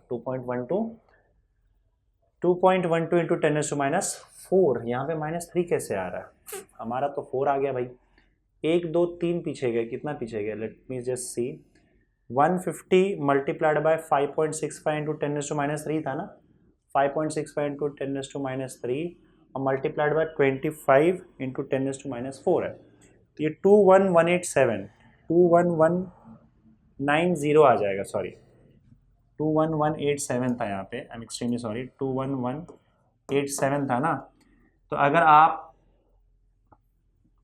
एक 2.1 किया ना मैंने, 2.119 कर देते हैं इसको, तो 1 2 3 4 पीछे आया, मैं 4 पीछे आया तो 4 कम होगा, तो मतलब ये 3 हो जाएगा, -3 हो जाएगा। अब ठीक है, तो इतना फ्लक्स पास होगा इससे, ठीक है, चलेगा। अच्छा अब सुनो, अब इन्होंने क्या बोला है कि अगर सपोज करो करंट को रिवर्स कर दिया, नाउ करंट इज रिवर्स्ड, आगे बढ़ते हैं, now current is reversed, current reverse करने पर क्या होगा, flux will become negative, flux will become negative, तो फ्लक्स आपका पॉजिटिव से नेगेटिव हो जाएगा, क्योंकि अगर सपोज करो आपका मैग्नेटिक फील्ड जो है पहले इस डायरेक्शन में था, तो मैग्नेटिक फील्ड उल्टा हो जाएगा, क्योंकि आपने करंट उल्टा कर दिया, करंट पहले इस बार जा रहा था ऐसे ऐसे ऐसे जा रहा था, अब करंट अगर उल्टा हो जाएगा तो मैग्नेटिक फील्ड जो ऐसे पास हो रहा था अब मैग्नेटिक फील्ड भी उल्टा पास होगा, मैग्नेटिक फील्ड उल्टा होने की वजह से आपका फ्लक्स भी उल्टा हो जाएगा, फ्लक्स नेगेटिव हो जाएगा, तो पहले फ्लक्स पॉजिटिव था बाद में नेगेटिव हुआ, तो इवन साइन भी चेंज हुआ तो हम बोल सकते हैं कि फ्लक्स चेंज हो गया, और फ्लक्स चेंज हुआ तो ईएमएफ इंड्यूस हो जाएगा। तो कॉइल सी का पहले जो फ्लक्स है, कॉइल सी के अंदर पहले जो फ्लक्स है वो हम ये लेंगे, क्या लेंगे, 2.12 इंटू 10⁻⁻3, 2.12 इंटू 10⁻⁻3 वेबर। उसके बाद क्योंकि आपका रिवर्स कर दिया गया तो फ्लक्स बदल कर क्या हो जाएगा, ये थर्ड चीज हम लोग निकाल रहे हैं, अब फ्लक्स सेम रहेगा, वैल्यू सेम रहेगा, आपने सिर्फ करंट को उल्टा किया है तो फ्लक्स भी नेगेटिव हो जाएगा, तो हम -2.12 इंटू 10⁻³ वेबर ले लेंगे, ठीक है। तो बस अब आपका ईएमएफ निकालना है, तो ईएमएफ आपको पता ही है क्या होता है, d∅dt, और d∅dt का मतलब ∅2 - ∅1 अपॉन t, तो E इज इक्वल टू ∅2 का वैल्यू -2.12 इंटू 10⁻³ माइनस 5 का value 2.12 into 10⁻³ divided by time. कितने टाइम में हुआ ये चीज़? तो टाइम जो हमको देके रखा हुआ है, टाइम दिया होगा यार, in time 0.5 second. Yes, time का वैल्यू आपको देके रखा है 0.5 सेकेंड्स। तो 0.5 सेकेंड में ये चीज़ हुआ है। तो ठीक है, 0.5 से डिवाइड कर दो, तो ये तो डबल हो जाएगा, उसके बाद फिर 2 से मल्टीप्लाई हो जाएगा। तो आपका जो ई का वैल्यू आएगा वो आप कैलकुलेट करोगे। पहले तो इसको डबल कर दो और 0.5 को 1/2 लिख के ऊपर 2 से फिर मल्टीप्लाई कर दो। इन शॉर्ट 4 मल्टीप्लाइड बाय, और ये माइनस माइनस प्लस होकर ऐड हो जाएगा पहले तो, और मॉड है इसके वजह से माइनस साइन भी हट जाएगा। तो अल्टीमेटली आपका वैल्यू 2.12 में 4 मल्टीप्लाई करोगे। इसको अपने हिसाब से सॉल्व कर लेना, मैं अपने हिसाब से सॉल्व कर लिया मैंने इसको, आपको यही आंसर आएगा। क्या होगा, इसका तो डबल हो जाएगा क्योंकि -2.12 क्या हो जाएगा आपका, माइनस मतलब डबल हो जाएगा इसका, और माइनस में आ जाएगा। 0.5 को 1/2 लिखोगे तो 2 पर चला जाएगा, तो डबल का फिर से डबल हो जाएगा, तो 4 आ जाएगा। नहीं समझ में आ रहा है तो भाई अपने हिसाब से सॉल्व कर लो, मैंने अपने हिसाब से सॉल्व कर लिया है। तो ये कितना हो जाएगा बताओ, 2 4 = 8, 4 8 8.48 इंटू 10⁻³ वोल्ट, इतना ईएमएफ इंड्यूस हो जाएगा। 8.48 इंटू 10⁻³ वोल्ट। यस, चलो बढ़ते हैं आगे अगले क्वेश्चन की तरफ। Next question, a search coil having 2000 turns with area 1.5 centimetre square. एक सर्च कॉइल है, कॉइल है तो कॉइल है, चाहे कोई भी कॉइल हो, कॉइल है, उसके अंदर नंबर ऑफ टर्न्स 2000 देके रखा हुआ है। उसका एरिया जो है वो 1.5 सेंटीमीटर स्क्वायर है, that is equal to 1.5 multiplied by 10⁻⁴ metre square हो जाएगा। मीटर स्क्वायर में कन्वर्ट करोगे तो is placed in a magnetic field of 0.6 Tesla. The coil is moved rapidly out of the field in a time. अब coil को field से बाहर निकाल दिया गया, तो आपका जो मैग्नेटिक फील्ड पहले था वो कितना था, 0.6 टेस्ला था। अगर उसको आप कॉइल से बाहर निकाल दोगे मैग्नेटिक फील्ड से, तो मैग्नेटिक फील्ड आप कॉइल में रहेगा ही नहीं, तो कॉइल के थ्रू मैग्नेटिक फील्ड बाद में 0 हो जाएगा। और बाहर आपने कितने टाइम में निकाला, 0.2 सेकेंड में निकाला, 0.2 सेकेंड में निकाल दिया। Calculate the induce EMF across the search coil. तो ईएमएफ कितना इंड्यूस हुआ है, अब यहाँ पे इन्होंने दिया तो नहीं है आई थिंक कि कॉइल मैग्नेटिक फील्ड में कैसा रखा हुआ है, पर हम वही एज्यूम करेंगे अगर नहीं दिया है तो कॉइल जो है मैग्नेटिक फील्ड के परपेंडिकुलर रखा हुआ है। तो ये आपका मैग्नेटिक फील्ड कॉइल के परपेंडिकुलर ही जा रहा है। अगर नहीं दिया है तो हमको यही मानना पड़ेगा, नहीं तो फिर हमको थीटा का पता ही नहीं चल पाएगा, और हम थीटा 0 ही लेंगे। Area vector magnetic field same direction में, और आपका थीटा का वैल्यू यहाँ भी 0 हो जाएगा, और कॉस थीटा का वैल्यू आपका 1 हो जाएगा। समझ गए? अब क्योंकि आप इसको मैग्नेटिक फील्ड से बाहर निकाल ले रहे हो, तो मैग्नेटिक फील्ड चेंज हो जा रहा है, 0 हो जा रहा है, पहले था अब नहीं है, तो इसके थ्रू मैग्नेटिक फ्लक्स भी चेंज होगा। मैग्नेटिक फ्लक्स चेंज होगा तो ईएमएफ इंड्यूस हो जाएगा, तो वही ईएमएफ हमको पता करना है। तो ईएमएफ का वैल्यू क्या है, मॉड ऑफ d∅/dt, ये आपको कैलकुलेट करना है, जो अब तक हम लोग करते आ रहे हैं, दैट इज ∅2 - ∅1/t। अब फ्लक्स क्या होगा बताओ, कॉइल में नंबर ऑफ टर्न्स देके रखा हुआ है, तो याद रखना आपको n से मल्टीप्लाई करना पड़ेगा, n into b into a into cos theta. Cos theta तो वैसे भी 1 हो रहा है, तो कॉस थीटा छोड़ दो, minus n into b1 into a हो जाएगा सेकेंड फ्लक्स, और अपॉन टाइम। n और a आप बाहर निकाल सकते हो कॉमन लेके, तो n और a कॉमन लेके हमने बाहर निकाल लिया, अंदर क्या बचेगा बताओ, b2 - b1/t बचेगा। नंबर ऑफ टर्न्स यहाँ पे 2000 है, तो यहाँ पे आपका नंबर ऑफ टर्न्स 2000 आ जाएगा। एरिया जो है वो आपको देके रखा हुआ है 1.5 इंटू 10⁻⁴, तो 1.5 इंटू 10⁻⁴ हो जाएगा। मैग्नेटिक फील्ड B2 तो 0 हो जाएगा, B1 का वैल्यू 0.6 है, तो 0 - 0.6 डिवाइडेड बाय टाइम आपका 0.2 है। ठीक है, तो यहाँ पे देखो, आप इसको देखोगे तो क्या हो जाएगा, ये 1 2 3 0 तो खत्म, इसका 10⁻⁻1 बच जाएगा, और 15 2 3, तो ये 0.3 आ जाएगा। कैलकुलेट कर लो आप इसको, ये पूरा मिला के 0.3 आ जाएगा। कैसे, देखो 15 2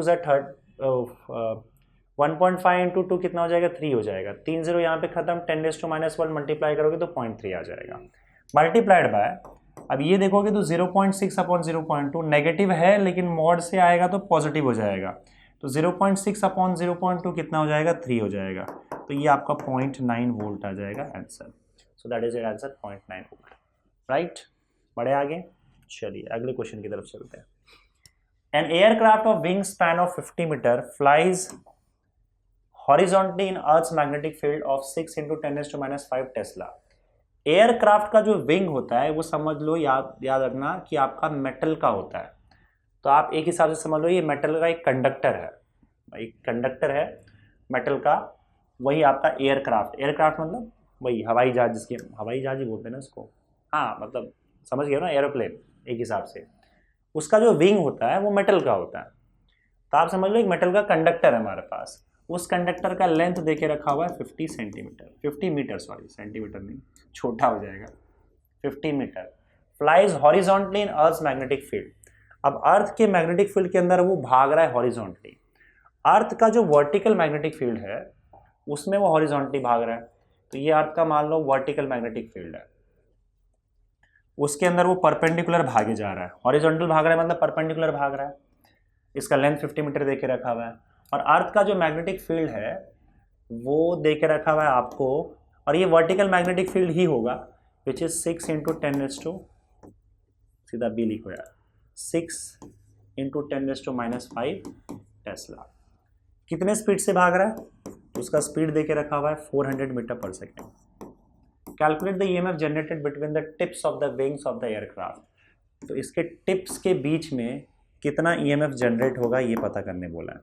तो देखो, अगर आप किसी कंडक्टर को मैग्नेटिक फील्ड के परपेंडिकुलर भगाते हो तो उसके अंदर मोशनल ईएमएफ आ जाता है, और ये क्योंकि ट्रांसलेशन मोशन हो रहा है, तो ट्रांसलेशन मोशन की वजह से जो ईएमएफ आता है वो हमने कैलकुलेट किया था, डिराइव किया था, वो होता है BLV। यहाँ पे हमने स्मॉल l का यूज़ किया हुआ था, तो मैं यहाँ पे स्मॉल l ही यूज़ करूँगा, क्योंकि कैपिटल L हमने इस चैप्टर में सेल्फ इंडक्टेंस के लिए यूज़ किया हुआ है, तो आप स्मॉल l यूज़ करोगे वो बेटर होगा। तो इतना ईएमएफ देखो, ये मोशनल ईएमएफ है। कोई भी कंडक्टर अगर मैग्नेटिक फील्ड के परपेंडिकुलर भाग रहा है तो उसके अंदर ईएमएफ जनरेट हो जाता है, और वो ईएमएफ का वैल्यू होता है BLV। तो B का वैल्यू कितना है, 6 × 10⁻5। L का वैल्यू कितना है, 400 है, नहीं L का वैल्यू लेंथ है 50 है, और 400 उसका स्पीड है, तो 400 से मल्टीप्लाई करोगे कितना हो जाएगा, 6 5 30, और 30 × 4 कितना हो जाएगा, 120। और उसके बाद फिर 0 0 0 3 0 और ऐड हो जाएगा इंटू 10⁻5, तो 1 2 3 4 5 1.2 आ जाएगा आंसर आपका, 1.2 वोल्ट। ठीक है, चलिए आगे बढ़ते हैं अगले क्वेश्चन की तरफ। Calculate the value of induce EMF between the ends of an axle of a railway carriage 1.75 metre long travelling on level ground with a uniform velocity of 50 km/h। The vertical component of earth magnetic field. देखो, earth का magnetic field ऊपर की ओर है, मान लेते हैं ये आपका अर्थ का मैग्नेटिक फील्ड है, ये ऊपर की ओर है, इसका वैल्यू उन्होंने देके रखा हुआ है, कितना दिया हुआ है, it is equal to is given by 5 × 10⁻5, 5 × 10⁻5 tesla. ठीक है, इसमें क्या बोला उन्होंने, axle of a railway carriage. अब जो रेलवे कैरेज होता है उसका एक्सेल मतलब जो पहिया होता है, पहिए के बीच में जो डंडा लगा हुआ होता है ना, उसको हम एक्सेल बोलते हैं। तो ये एक्सेल मान लो इस तरीके से आगे बढ़ रहा है, पहिया लगा हुआ है और ये एक्सेल आगे बढ़ रहा है। ये एक्सेल आपके मेटल का होता है। अब ये मेटल, अर्थ का मैग्नेटिक फील्ड ऊपर है और मेटल उसके अंदर, यहाँ पे मेटल का ये रॉड है, समझ लो आप, कंडक्टर है। ये कंडक्टर अर्थ के मैग्नेटिक फील्ड के परपेंडिकुलर भाग रहा है, तो परपेंडिकुलर भागेगा तो ऑब्वियस बात है कि इसके अंदर ईएमएफ इंड्यूस हो जाएगा, मोशनल ईएमएफ, जिसका फॉर्मूला होता है BLV। अब ये अर्थ का मैग्नेटिक फील्ड BV है, तो यहाँ पे B की जगह पे BV लिख देता हूँ मैं, into L into V। Formula वही है BLV, बस B हमें मिल गया। अब इसका लेंथ इन्होंने दे के रखा होगा, कितना है, 1.75 मीटर लॉन्ग, तो इसका लेंथ भी आपका 1.75 मीटर लॉन्ग हो जाएगा। और V मतलब किस स्पीड से भाग रहा है ये, तो स्पीड दे के रखा है 50 km/h, तो 50 km/h है।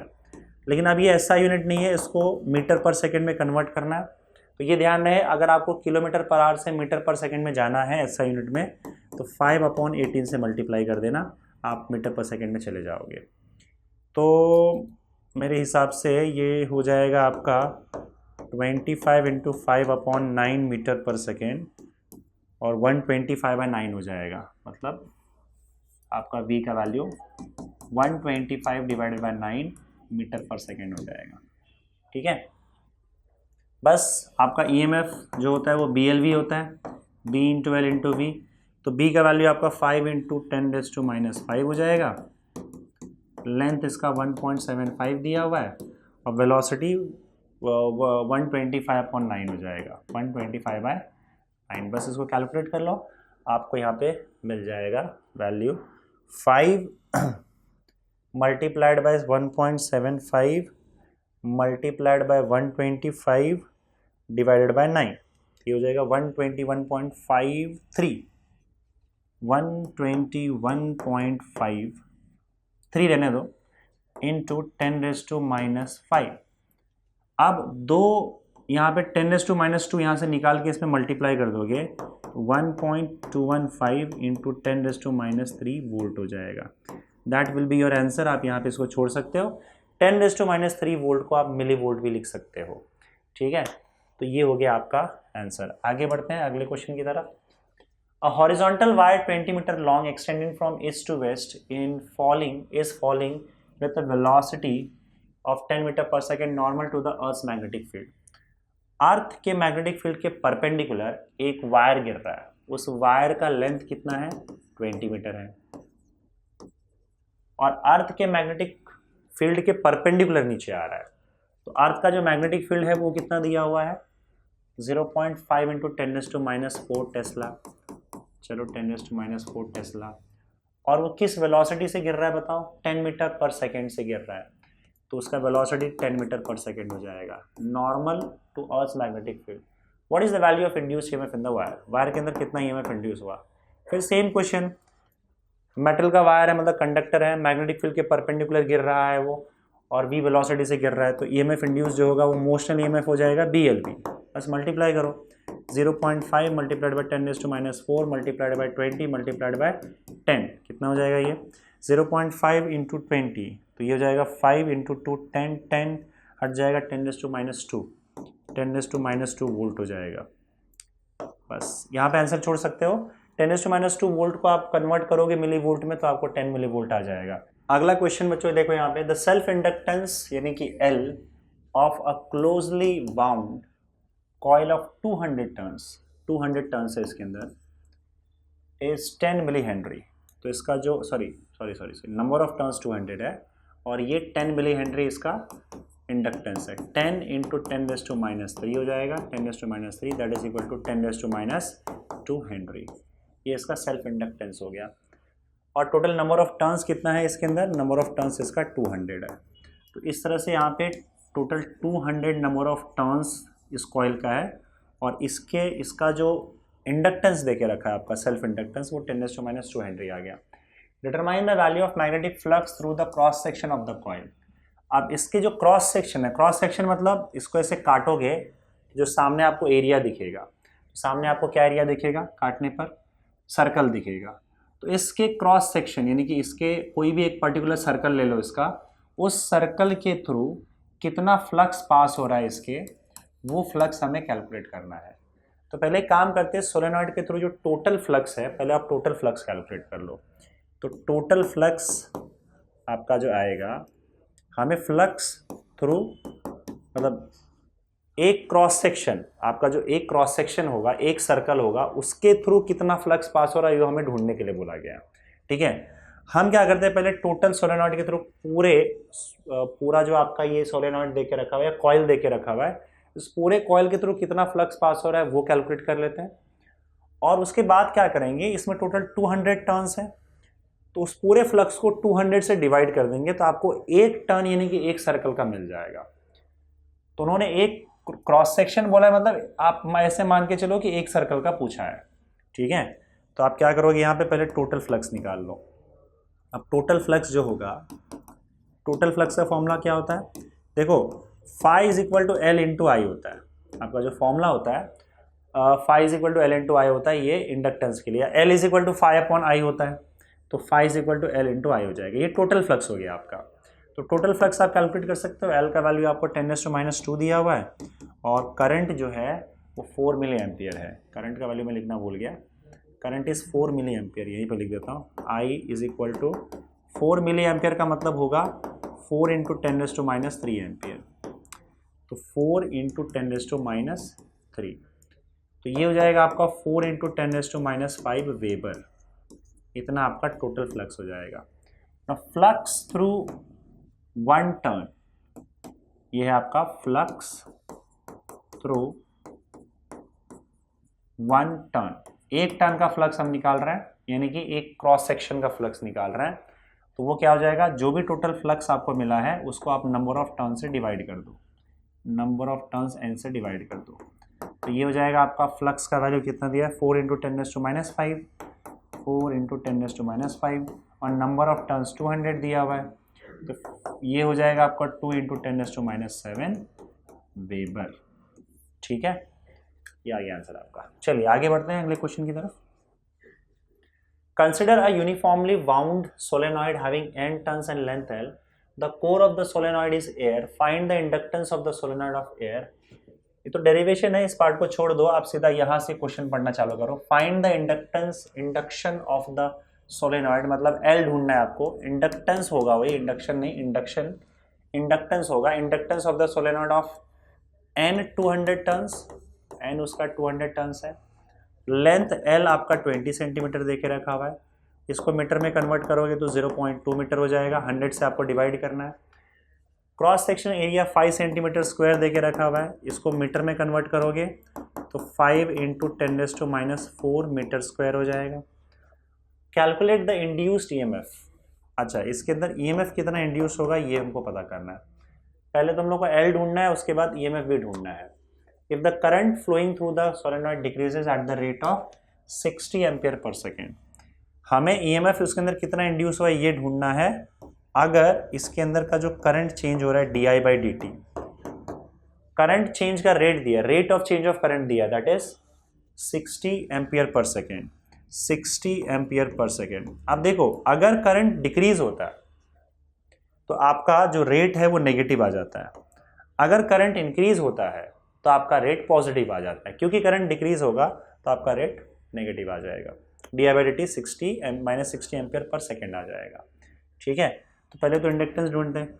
अब देखो, आपका जो सोलेनॉइड है या कॉइल है या इंडक्टर आप बोलो, उसका हम लोगों ने सोलेनॉइड, देखो अब यहाँ पे इन्होंने सोलेनॉइड बोला है, तो सोलेनॉइड का हम लोग ने इंडक्टेंस का फॉर्मूला डिराइव किया था, अगर याद होगा तो μ0 n² a into L, μ0 n² a into L, that will be equal to μ0 का वैल्यू होता है 4 पाई इंटू 10⁻⁷, n मतलब होता है number of turns per unit length, इसका स्क्वायर कर दो, इंटू एरिया इंटू एल, तो ये हो जाएगा आपका 4 पाई इंटू 10⁻⁷ मल्टीप्लाइड बाय, देखो n² हो जाएगा और l² में से एक l कैंसिल आउट हो जाएगा, तो अपॉन l इंटू ए हो जाएगा। तो सारे वैल्यूज जानना है आपको, 4 pi into 10⁻⁷ multiplied by n का स्क्वायर मतलब 200 का स्क्वायर हो जाएगा, that is equal to 40000 multiplied by area जो है वो 5 इंटू 10⁻⁴ है, 10⁻⁴, और अपॉन लेंथ जो दे के रखा है इसका वो 2.2 सेंटीमीटर है। ठीक है, तो ये 0.2 हो जाएगा। यहाँ पे अगर आप देखोगे तो 1 2 3 4, ये 4 0 तो यहाँ से कैंसिल आउट हो जाएगा, 5 4 से 20 हो जाएगा, और 20 है तो ऊपर नीचे अगर आप 10 से मल्टीप्लाई कर तो 200 हो जाएगा, तो ये काट के मिला जुला के सब 100 बच जाएगा। यहाँ पे कैलकुलेट कर लेना, मैंने अपने हिसाब से कैलकुलेट कर लिया, 100 बच जाएगा, तो यहाँ पे 10⁻⁵ हो जाएगा, तो 4 पाई इंटू 10⁻⁵ हो जाएगा। अगर आप इसको मल्टीप्लाई करोगे 4 पाई इंटू 10⁻⁵ को, तो 4 multiplied by 3.14 will give you 12.56, तो आपका L का वैल्यू आ जाएगा 12.56 इंटू 10⁻⁵ हेनरी, 12.56 इंटू 10⁻⁵ हेनरी, और you can simply write it as एक पीछे ले लो 1.256 इंटू 10⁻⁴ हेनरी, ये आपका इंडक्टेंस आ गया। ठीक है, पहला क्वेश्चन सॉल्व। अगला चीज आपको क्या बोला है, मिली हेनरी में उन्होंने कन्वर्ट किया, लेकिन देखो मिली में कन्वर्ट करने की जरूरत नहीं है, आप हेनरी में आंसर छोड़ सकते हो, एसआई यूनिट में आंसर छोड़ सकते हो, तो उसमें उतने फिर से आप उसको यहाँ पे एडजस्टमेंट करने की जरूरत नहीं है, आप इतना करके छोड़ दो। अब आपको क्या बोला है करने को बताओ, ईएमएफ ढूंढने बोला। ईएमएफ कैसे ढूंढोगी, E is equal to formula क्या है, सेल्फ इंडक्टेंस के केस में जो ईएमएफ इंड्यूस होता है वो होता है -L/di/dt। तो -L का वैल्यू 1.256 इंटू 10⁻⁴ और di/dt आपको यहाँ पे -60 मिल जाएगा। -60 से आप मल्टीप्लाई कर दो तो माइनस माइनस हट जाएगा और आपका एक जीरो वहाँ पे ख़त्म कर देगा उसको। तो 1.256 मल्टीप्लाइड बाय, अगर मैं यहाँ पे 6 करता हूँ तो 7.54 राउंड ऑफ करके इंटू 10⁻³ वोल्ट मिल जाएगा आपको। तो ये आपका ईएमएफ इतना इसमें इंड्यूस है, 7.54 इंटू 10⁻³ वोल्ट। आंसर आप ऐसा यूनिट में छोड़ दो, कोई दिक्कत नहीं है। चलिए आगे बढ़ते हैं बच्चों अगले क्वेश्चन की तरफ। अ toroidal ring having 100 tons per centimeter of a thin wire is wound on a non-magnetic metal rod of length 1 meter and diameter 1 centimeter. If the permeability of the bar is equal to that of free space, calculate the magnetic field inside the bar when the current circulating through the turns is 1 ampere. Also determine the self inductance of the solenoid. अब देखो ये toroid की बात कर रहा है। Toroid अगर आपको याद होगा तो कुछ ऐसा होता है, इसके अंदर मेटल का एक रॉड डाल के रखा हुआ है, तो मान लेते कुछ ऐसा इस तरह का रॉड है इसके अंदर। अब उस रॉड का जो ये है परमिएबिलिटी है वो एयर के इक्वल है म्यू नॉट। तो आप समझ लो अंदर एयर ही भरा हुआ है, क्योंकि जब परमिएबिलिटी म्यू नॉट के इक्वल ही है तो फिर एयर या फिर आप वैक्यूम बोल सकते हो, इसके अंदर वैक्यूम ही भरा हुआ है, इसका मतलब इसके अंदर कुछ नहीं है, ऐसा आप अज्यूम कर सकते हो। तो जो मैग्नेटिक फील्ड होता है, पहले तो मैग्नेटिक फील्ड निकाल लेते हैं इसका, क्योंकि कैलकुलेट द मैग्नेटिक फील्ड पहले बोला गया है इसके अंदर। तो सोलेनॉइड के अंदर का जो मैग्नेटिक फील्ड होता है उसका सीधा सीधा फॉर्मूला होता है mu naught into n into I. Same formula जैसा आपका सोलेनॉइड का होता है वैसे टोरॉइड का भी होता है, बस टोरॉइड में फ़र्क ये होता है कि आपका जो एन है वो है number of turns per unit length. तो ये लेंथ पूरा ये वाला होगा, अगर इसका रेडियस आर हम मान लें तो ये आपका 2πr हो जाएगा इंटू आई। अब इन्होंने क्या क्या दिया हुआ है, अच्छा इन्होंने पहले से एन ही दे के रखा है 100 टर्न्स पर सेंटीमीटर, तो कोई दिक्कत नहीं है। यहाँ पे इसका नंबर ऑफ टर्न्स दे के रखा है आपको, number of turns per unit length पहले से दे के रखा हुआ है 100 टर्न्स पर सेंटीमीटर। अब पर सेंटीमीटर दिया तो उसको पहले मीटर में कन्वर्ट करो, तो 100 टर्न्स नीचे सेंटीमीटर है, पर मतलब नीचे आ गया ना, सेंटीमीटर को अगर मीटर में कन्वर्ट करोगे तो 10⁻² मीटर हो जाएगा। तो ये हो जाएगा आपका 10⁻⁴, ये ऊपर जाने के बाद 10⁻⁴ टर्न्स पर मीटर आ गया। तो आपने इसको ऐसा यूनिट में कन्वर्ट कर दिया, एन आ गया आपका। अच्छा उसके बाद फिर म्यू नॉट का वैल्यू 4.10⁻⁷ होता ही है, और करंट भी दे के रखा होगा इसके अंदर, current circulating through the turns is 1 ampere. तो अब आप यहाँ पे फॉर्मूला यूज कर सकते हो मैग्नेटिक फील्ड निकालने के लिए, B is equal to mu naught into n into I. Mu naught का value 4π into 10⁻⁷, number of turns जो है वो 10⁻⁴ है, और करंट आपका 1 एम्पियर है, यही ना। बस कैलकुलेट कर लो इसको, आपको ये तो बड़े आसानी से मिल जाएगा। 4 multiplied by 3.14 will give you 12.56, 12.56 into 10⁻³ हो जाएगा, और 1.256 इंटू 10⁻² टेस्ला, यही ना। चलो मैग्नेटिक फील्ड तो आ गया, और क्या बोला गया, also determine the self inductance L of the solenoid. अब इसका सेल्फ इंडक्टेंस हमको ढूंढना है। तो देखो सेल्फ इंडक्टेंस का एक फॉर्मूला होता है L is equal to φ/I, ये एक फॉर्मूला होता है। तो आपको फ्लक्स ढूंढना होगा। फ्लक्स कैसे ढूंढोगे, फ्लक्स के लिए देखो क्या फॉर्मूला है, B into A into cos theta. इसमें आपको नंबर ऑफ टर्न्स भी मल्टीप्लाई करना पड़ेगा, तो number of turns n into B into A, और कॉस थीटा में आपका कॉस थीटा 1 ही हो जाएगा, क्योंकि देखो आपका जो एरिया वेक्टर मैग्नेटिक फील्ड जो है, जैसे मान लो आपका ये एरिया है, तो एरिया वेक्टर मैग्नेटिक फील्ड दोनों सेम डायरेक्शन में होंगे। थीटा का वैल्यू 0, कॉस थीटा यहाँ पे भी 1 ही होता है, तो आपको कॉस थीटा लेने की ज़रूरत नहीं है, 1 हो जाएगा वो, और अपॉन करंट आई आ जाएगा। ना देखो यहाँ पे नंबर ऑफ टर्न्स आपको चाहिए, number of turns per unit length नहीं चाहिए, तो आपको अब यहाँ पे number of turns per unit length आपको निकालना पड़ेगा। कैसे निकालोगे? देखो एन का फॉर्मूला क्या होता है? Number of turns per unit length, लेकिन लेंथ इसमें देके रखा है क्या आपका? Toroidal ring having 100 turns per centimetre of thin wire is bound on non magnetic metal rod of length 1 metre. हाँ 1 मीटर दिया है ना, क्या दिक्कत है? फिर पूरा लेंथ जो है ये इसका 1 मीटर है, तो इसका लेंथ आपको देके रखा हुआ है, यहाँ पे लिख देता हूँ मैं, लेंथ आपका 1 मीटर दिया हुआ है, कहीं लिखा तो नहीं है, पर लेंथ 1 मीटर देके रखा हुआ है। तो आप देखो एन का वैल्यू क्या हो जाएगा आपका बताओ? एन इंटू एल हो जाएगा, एन इंटू एल हो जाएगा, that is equal to N कितना है आपका? 10⁴ है, इंटू 1 हो जाएगा, तो नंबर ऑफ टर्न्स भी 10⁴ ही होगा, क्योंकि लेंथ पूरा 1 मीटर ही देके रखा हुआ है, तो 10⁴ आपका एन का वैल्यू हो जाएगा। तो एन का वैल्यू हम 10⁴ लिख देते हैं, ठीक है। मैग्नेटिक फील्ड हमने अभी निकाला है, दैट इज 1.256 इंटू 10⁻², और एरिया कॉस थीटा तो 1 हो जाएगा, उसको छोड़ दो। अब एरिया किसका चाहिए? ध्यान से देखो, आप इसके थ्रू फ्लक्स निकाल रहे हो ना, तो आपको इस क्रॉस सेक्शन इसका एरिया चाहिए।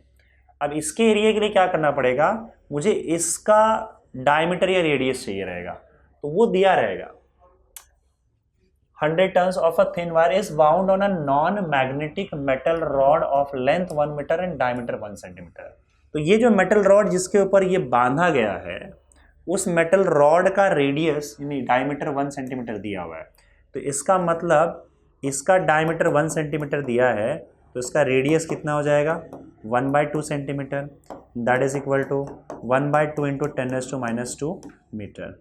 बस यही रेडियस हमें चाहिए, क्योंकि इस रॉड के ऊपर ही आपका सोलेनॉइड बांधा गया है, तो जो सोलेनॉइड का जो टर्न है उसका जो रेडियस होगा और रॉड का रेडियस होगा वो सेम होगा, तो ये रेडियस हमें यूज़ करना है यहाँ पे।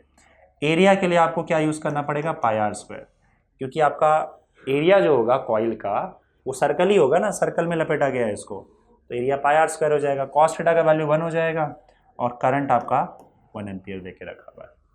तो सॉल्व कर लो अब इसको, तो आपको सेल्फ इंडक्टेंस L भी मिल जाएगा। तो L इज इक्वल टू 10⁴, 10⁻², 10⁻² हो जाएगा 1.256 इंटू 10⁻², अगर करोगे तो 125.6 into pi, 125.6 into pi into r², r कितना है? 1/2 इंटू 10⁻², तो ये हो जाएगा 1/2 इंटू 10⁻² इसका स्क्वायर, तो ये हो जाएगा आपका 125.6 पाई, ये 1/4 हो जाएगा, 4 into 10⁻⁴।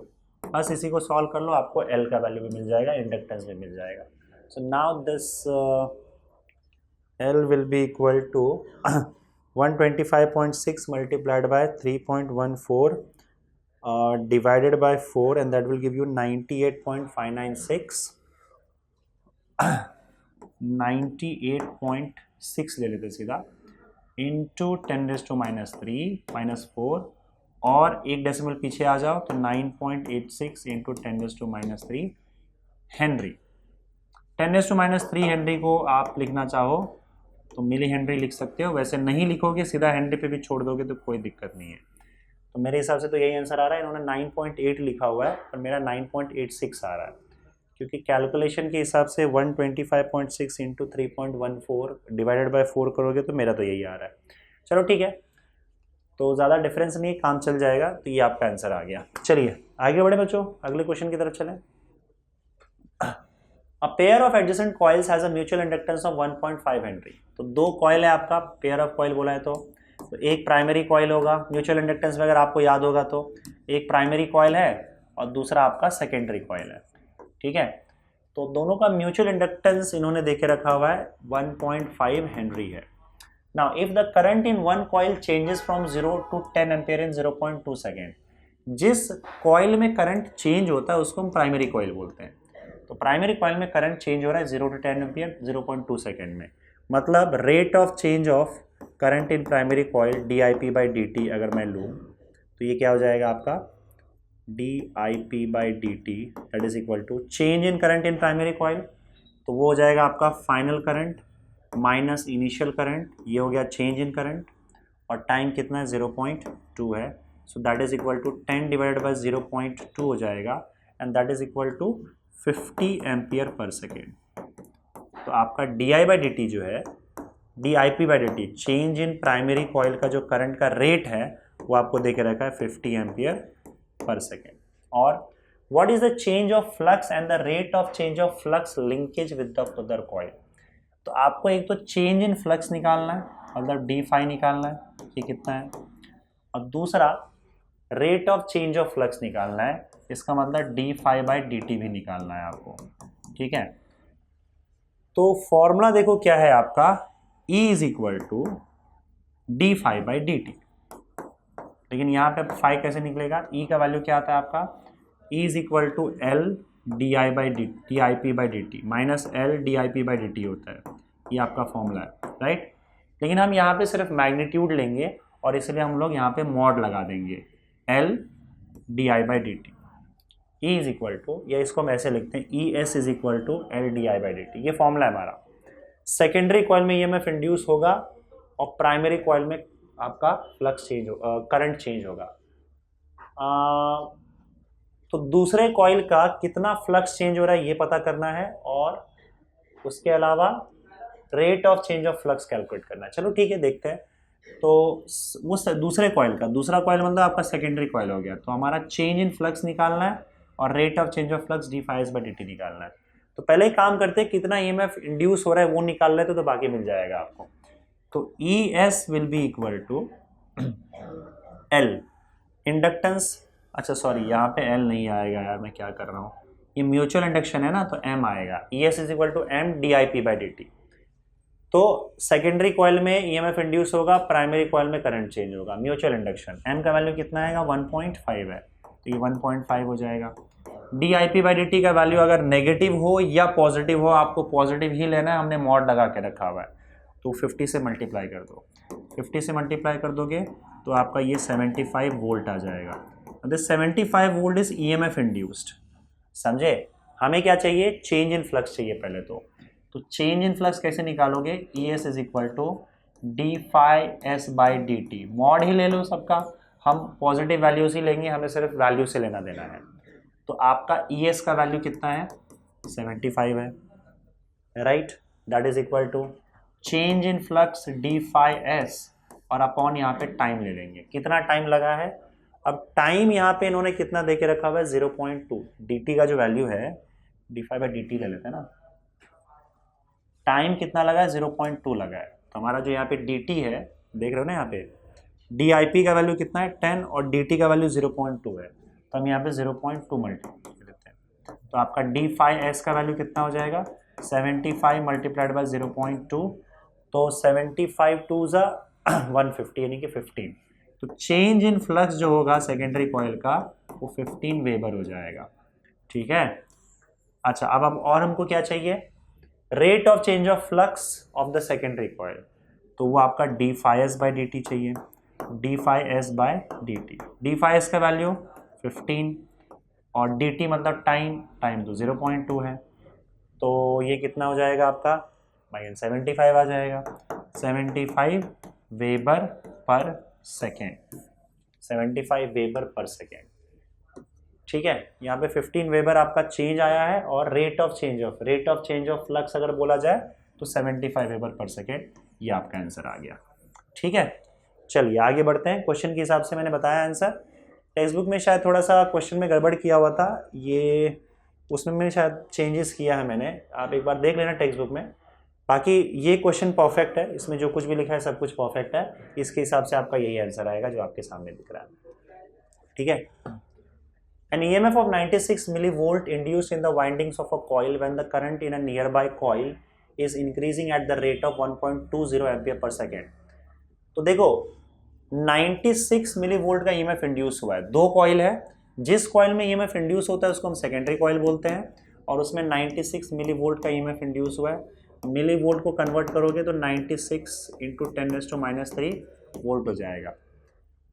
When the current in the nearby coil मतलब प्राइमरी कॉइल में करंट इंक्रीज हो रहा है तो dIP/dt आपका पॉजिटिव हो जाएगा and that will be equal to 1.20, सीधा dIP/dt आपको 1.20 एम्पियर पर सेकेंड दे के रखा है। पॉजिटिव है अगर करंट इंक्रीज हो रहा है तो, अगर करंट डिक्रीज होता है तो dIP/dt यानी कि रेट जो है आपका नेगेटिव हो जाएगा।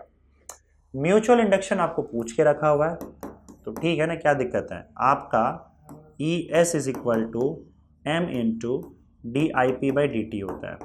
अभी हम लोगों ने फॉर्मूला यूज़ किया था, तो ES का वैल्यू 96 इंटू 10⁻³ हो जाएगा, is equal to M dIP/dt का वैल्यू 1.2 हो जाएगा। तो M का वैल्यू आपका 96 इंटू 10⁻³ डिवाइड बाय 1.2, तो ये तो आपका सीधा सीधा हो जाएगा। ये तो जीरो काट के यहाँ पे जीरो डाल दोगे, 10⁻² तो 12 8 × 96 8 इंटू 10⁻² हेनरी हो जाएगा। बस मिली हेनरी में कन्वर्ट करने की जरूरत नहीं है, आप हेनरी में आंसर छोड़ सकते हो, ऐसा यूनिट में आंसर छोड़ सकते हो, 8 इंटू 10⁻² हेनरी। इसे अगर कन्वर्ट करोगे मिली हेनरी में तो 80 मिली हेनरी आ जाएगा, जो आपको आंसर दिख रहा है। चलिए ठीक है, आगे बढ़ते हैं अगले क्वेश्चन की तरफ बच्चों। The value of mutual inductance of two coils is 10 millihenry. Mutual inductance 10 millihenry, that is equal to 10 into 10⁻³ Henry, that is equal to 10⁻² Henry। ठीक है, ये आपका म्यूचुअल इंडक्टेंस है। If the current in one of the coil changes from 5 ampere to 1 ampere in 0.2 second, अब जिसमें current change होता है उसको हम लोग प्राइमरी कॉइल बोलते हैं। तो प्राइमरी कॉइल का rate of change of current है DIP, मतलब change in current, final current minus initial current होगा। तो फाइनल करंट आपका 1 है, माइनस इनिशियल करंट आपका 5 है, तो 1 - 5 और टाइम dt आपका कितना हो जाएगा 0.2, तो ये हो जाएगा -4/0.2, तो ये हो जाएगा 40/2, that is equal to -20 ampere per second. तो नेगेटिव इसलिए आ रहा है यहाँ पे क्योंकि आपका करंट जो है वो डिक्रीज हो रहा है। चलो ठीक है, और क्या, calculate the value of EMF induced. तो EMF जो होगा वो सेकेंडरी कॉइल में इंड्यूस होता है, that will be equal to -M dIP/dt, लेकिन हम लोग मैग्नीट्यूड ही चाहते हैं तो हम मॉड में ले लेंगे dIP/dt। ठीक है, तो यहाँ पे देखो M का वैल्यू जो है वो 10⁻² है और dIP/dt मॉड में लिया है तो पॉजिटिव लेंगे, मतलब 20 ले लेंगे, तो ये हो जाएगा सीधा आपका 0.2 वोल्ट। ठीक है, चलिए बढ़ते हैं आगे अगले क्वेश्चन की तरफ। Two coils having self inductance 75 millihenry and 55 millihenry are coupled with each other, the coefficient of coupling is 0.75, calculate the mutual inductance of the two coils। अब देखो यहाँ पे सब कुछ मिली हेनरी में दिया हुआ है, तो आप इसको कन्वर्ट मत करो, आपको जो म्यूचुअल इंडक्टेंस का वैल्यू पूछा है वो भी मिली हेनरी में आ जाएगा। ठीक है, K का वैल्यू आपको देखे रखा हुआ है 0.75 और आपको M का वैल्यू पूछा है, तो ये भाई सीधा सीधा फॉर्मूला है M is equal to K into √L1L2 सीधा।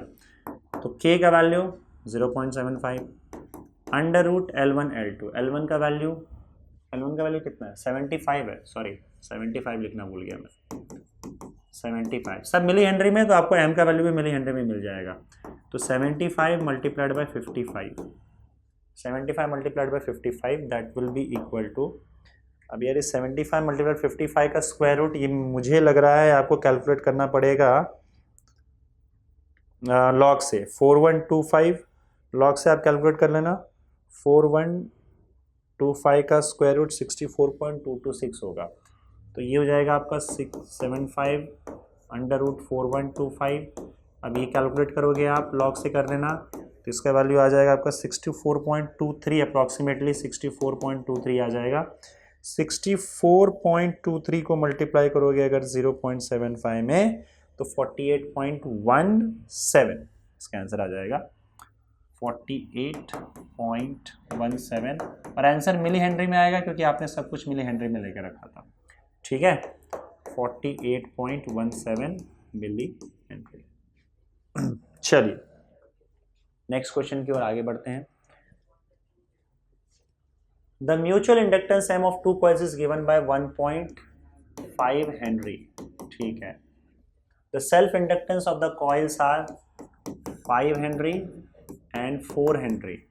Find the coefficient of coupling. Formula use कर लो ना, अभी फिर यूज किया था, K is equal to m upon under root L1 L2, तो m का वैल्यू कितना है 1.5 है, upon under root L1 L2, L1 का वैल्यू 5, L2 का वैल्यू 4, तो 20 हो जाएगा।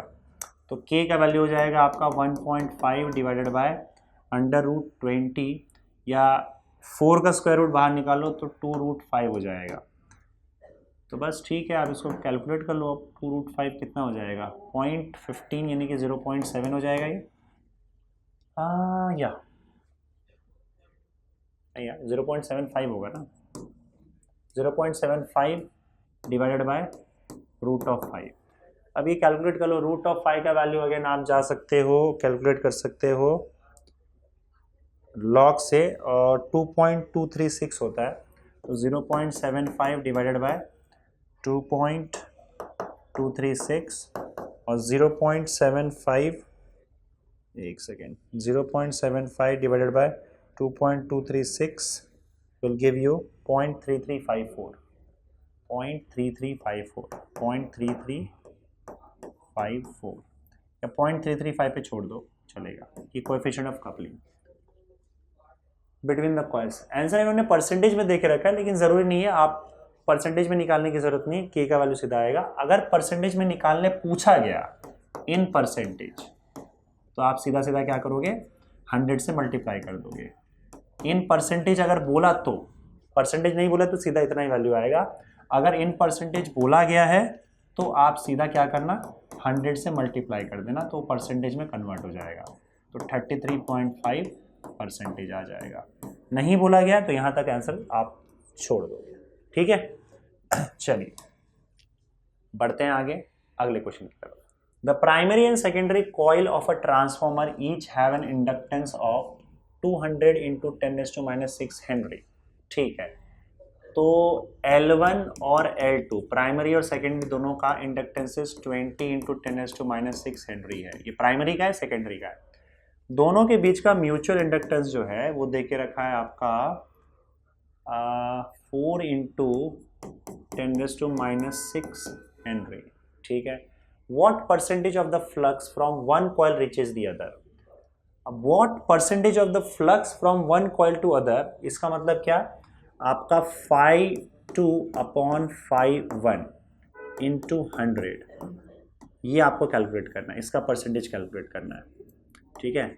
अब देखो मैंने आपको बताया था कि 5/2/1 इंटू 100 जो है ये एक्चुअली में क्या होगा आपका 5/2/1, तो 5/2/1 जो होगा आपका, इट इज़ नथिंग बट के, कोएफिशिएंट ऑफ कपलिंग। तो इसका मतलब आपको कोएफिशिएंट ऑफ कपलिंग के बारे में पूछा गया है, तो कोएफिशिएंट ऑफ कपलिंग के इंटू 100 से मल्टीप्लाई कर दोगे तो परसेंटेज में आ जाएगा। तो पहले के निकाल लेते हैं। तो कोएफिशिएंट ऑफ कपलिंग का फॉर्मूला क्या होता है, m upon under root L1 L2, तो ये हो जाएगा m का वैल्यू कितना है 4 into 10⁻⁶ divided by under root L1 L2। अब देखो अंडर रूट L1 L2 दोनों तो सेम है, तो इसका स्क्वायर हो जाएगा, तो 200 इंटू 10⁻⁶ इसका स्क्वायर कर दो, तो that will be equal to square, और रूट हट जाएगा तो 4 इंटू 10⁻⁶ अपॉन 200 इंटू 10⁻⁶ हो जाएगा, तो ये हो जाएगा 4/200। के का वैल्यू आपका आ गया 4/200, ठीक है। परसेंटेज में हमें कैलकुलेट करना होगा, क्योंकि कितना परसेंट फ्लक्स जा रहा है ये पूछा गया है। तो आप क्या करोगे,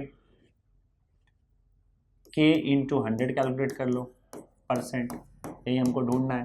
के का वैल्यू कितना है 4/200, 4/200 मल्टीप्लाइड बाय 100, परसेंट आ जाएगा, और ये आपका 2% आ जाएगा इससे, ठीक है। चलिए आगे बढ़ते हैं।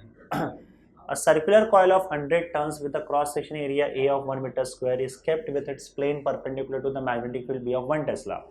What is the magnetic flux linkage of with the coil?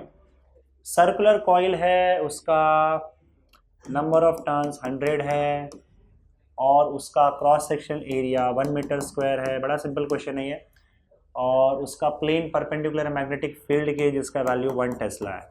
अब हम कई बार सॉल्व कर चुके हैं कि अगर आपका सर्कुलर कॉइल, कोई भी कॉइल हो, अगर मैग्नेटिक फील्ड के परपेंडिकुलर रखा गया है, उसको मैग्नेटिक फील्ड के अगर परपेंडिकुलर रखा गया है, तो जो एरिया वेक्टर है वो हमेशा आपके एरिया के परपेंडिकुलर, कॉइल के परपेंडिकुलर होगा।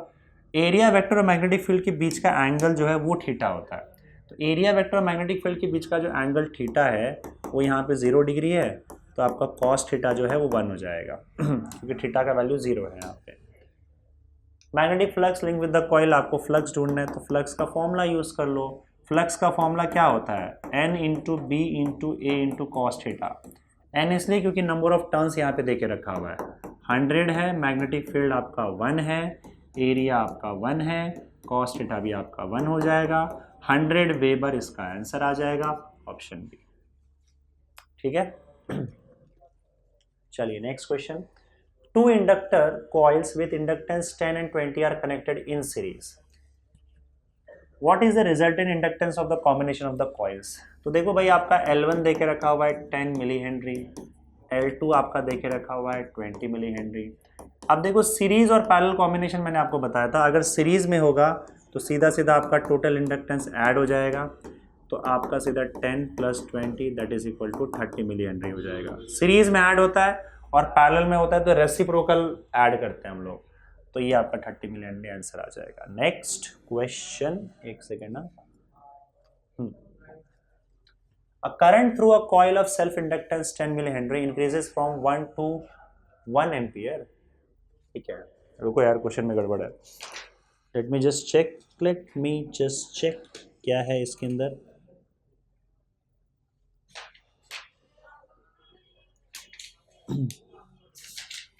किधर गया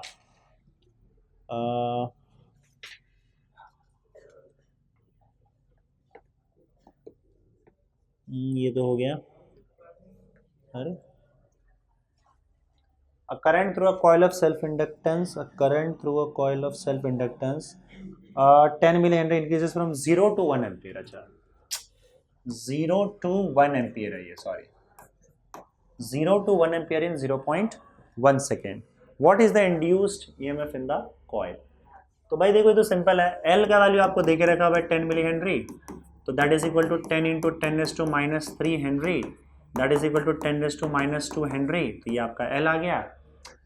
इंक्रीजेस फ्रॉम 0 to 1 एम्पियर। अब इसमें करंट जो है आपका कॉइल में यानी कि di/dt, rate of change of current, तो करंट इंक्रीज हो रहा है 0 से 1 एम्पियर तक। तो ये di क्या है, चेंज इन करंट है, चेंज मतलब final current minus initial current, तो फाइनल करंट 1 है, इनिशियल करंट 0 है, और टाइम कितना लिया 0.1 सेकेंड, तो dt 1, तो 1/0.1 ये हो जाएगा आपका 10 ampere per second. Rate of change of current positive आएगा क्योंकि करंट इंक्रीज हो रहा है। आपको ढूंढना क्या है, कितना ईएमएफ इंड्यूस हुआ है कॉइल के अंदर। तो ये सेल्फ इंडक्शन का क्वेश्चन है, उसका फॉर्मूला क्या होता है, E = -L di/dt, लेकिन हमें सिर्फ यहाँ पे मैग्नीट्यूड से लेना देना है तो हम मॉड यूज करेंगे। E = L का वैल्यू क्या है 10⁻² है, तो 10⁻² से मल्टीप्लाई कर दो। di/dt का वैल्यू क्या है 10 है, अगर नेगेटिव होता तो भी हम लोग मॉड में ले रहे हैं तो पॉजिटिव ही लेते हैं, एंड दैट इज यहाँ पे 10 आ जाएगा। ठीक है, तो ये कितना हो जाएगा बताओ, 10⁻1 हो जाएगा, 10⁻1 का मतलब 0.1 होता है, तो 0.1 वोल्ट आपका आंसर हो जाएगा। ठीक है, तो लास्ट क्वेश्चन बच्चों यहाँ पे देखते हैं। लास्ट क्वेश्चन आपके सामने है, what is the energy required to build up a current of 1 ampere in inductor of 20 millihenry. Inductor जिसका इंडक्टेंस दिया हुआ है 20 millihenry, that is equal to 20 into 10⁻³ henry, that is equal to क्या, छोड़ो हो गया ना और करंट आपको देकर रखा हुआ है 1 एम्पियर का। तो सिंपल है भाई, आपको क्या चाहिए, एनर्जी, कितना एनर्जी लगेगा इतना करंट प्रोड्यूस करने के लिए।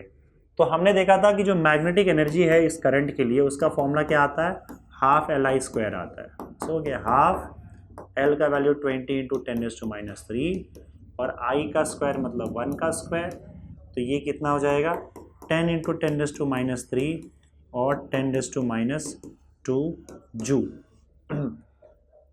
तो 10⁻² जूल तो दिया नहीं है, इन्होंने मिली जूल में आंसर ज़रूर दिया हुआ है। तो आप एक काम कर सकते हो, आप ऊपर नीचे 10 से मल्टीप्लाई कर दो। देखो U = 10⁻² जूल दिया है ना, तो आप एक काम करो, ऊपर नीचे 10 से मल्टीप्लाई कर दो।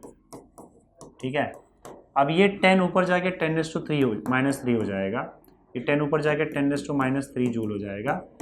तो 10⁻³ जूल जो है वो मिली जूल हो जाएगा। तो ये आपका 10 मिली जूल आपका आंसर आ जाएगा। तो बच्चों यहाँ पे आपका जो न्यूमेरिकल्स होता है वो भी आपका खत्म होता है 12th चैप्टर का। Okay, thank you.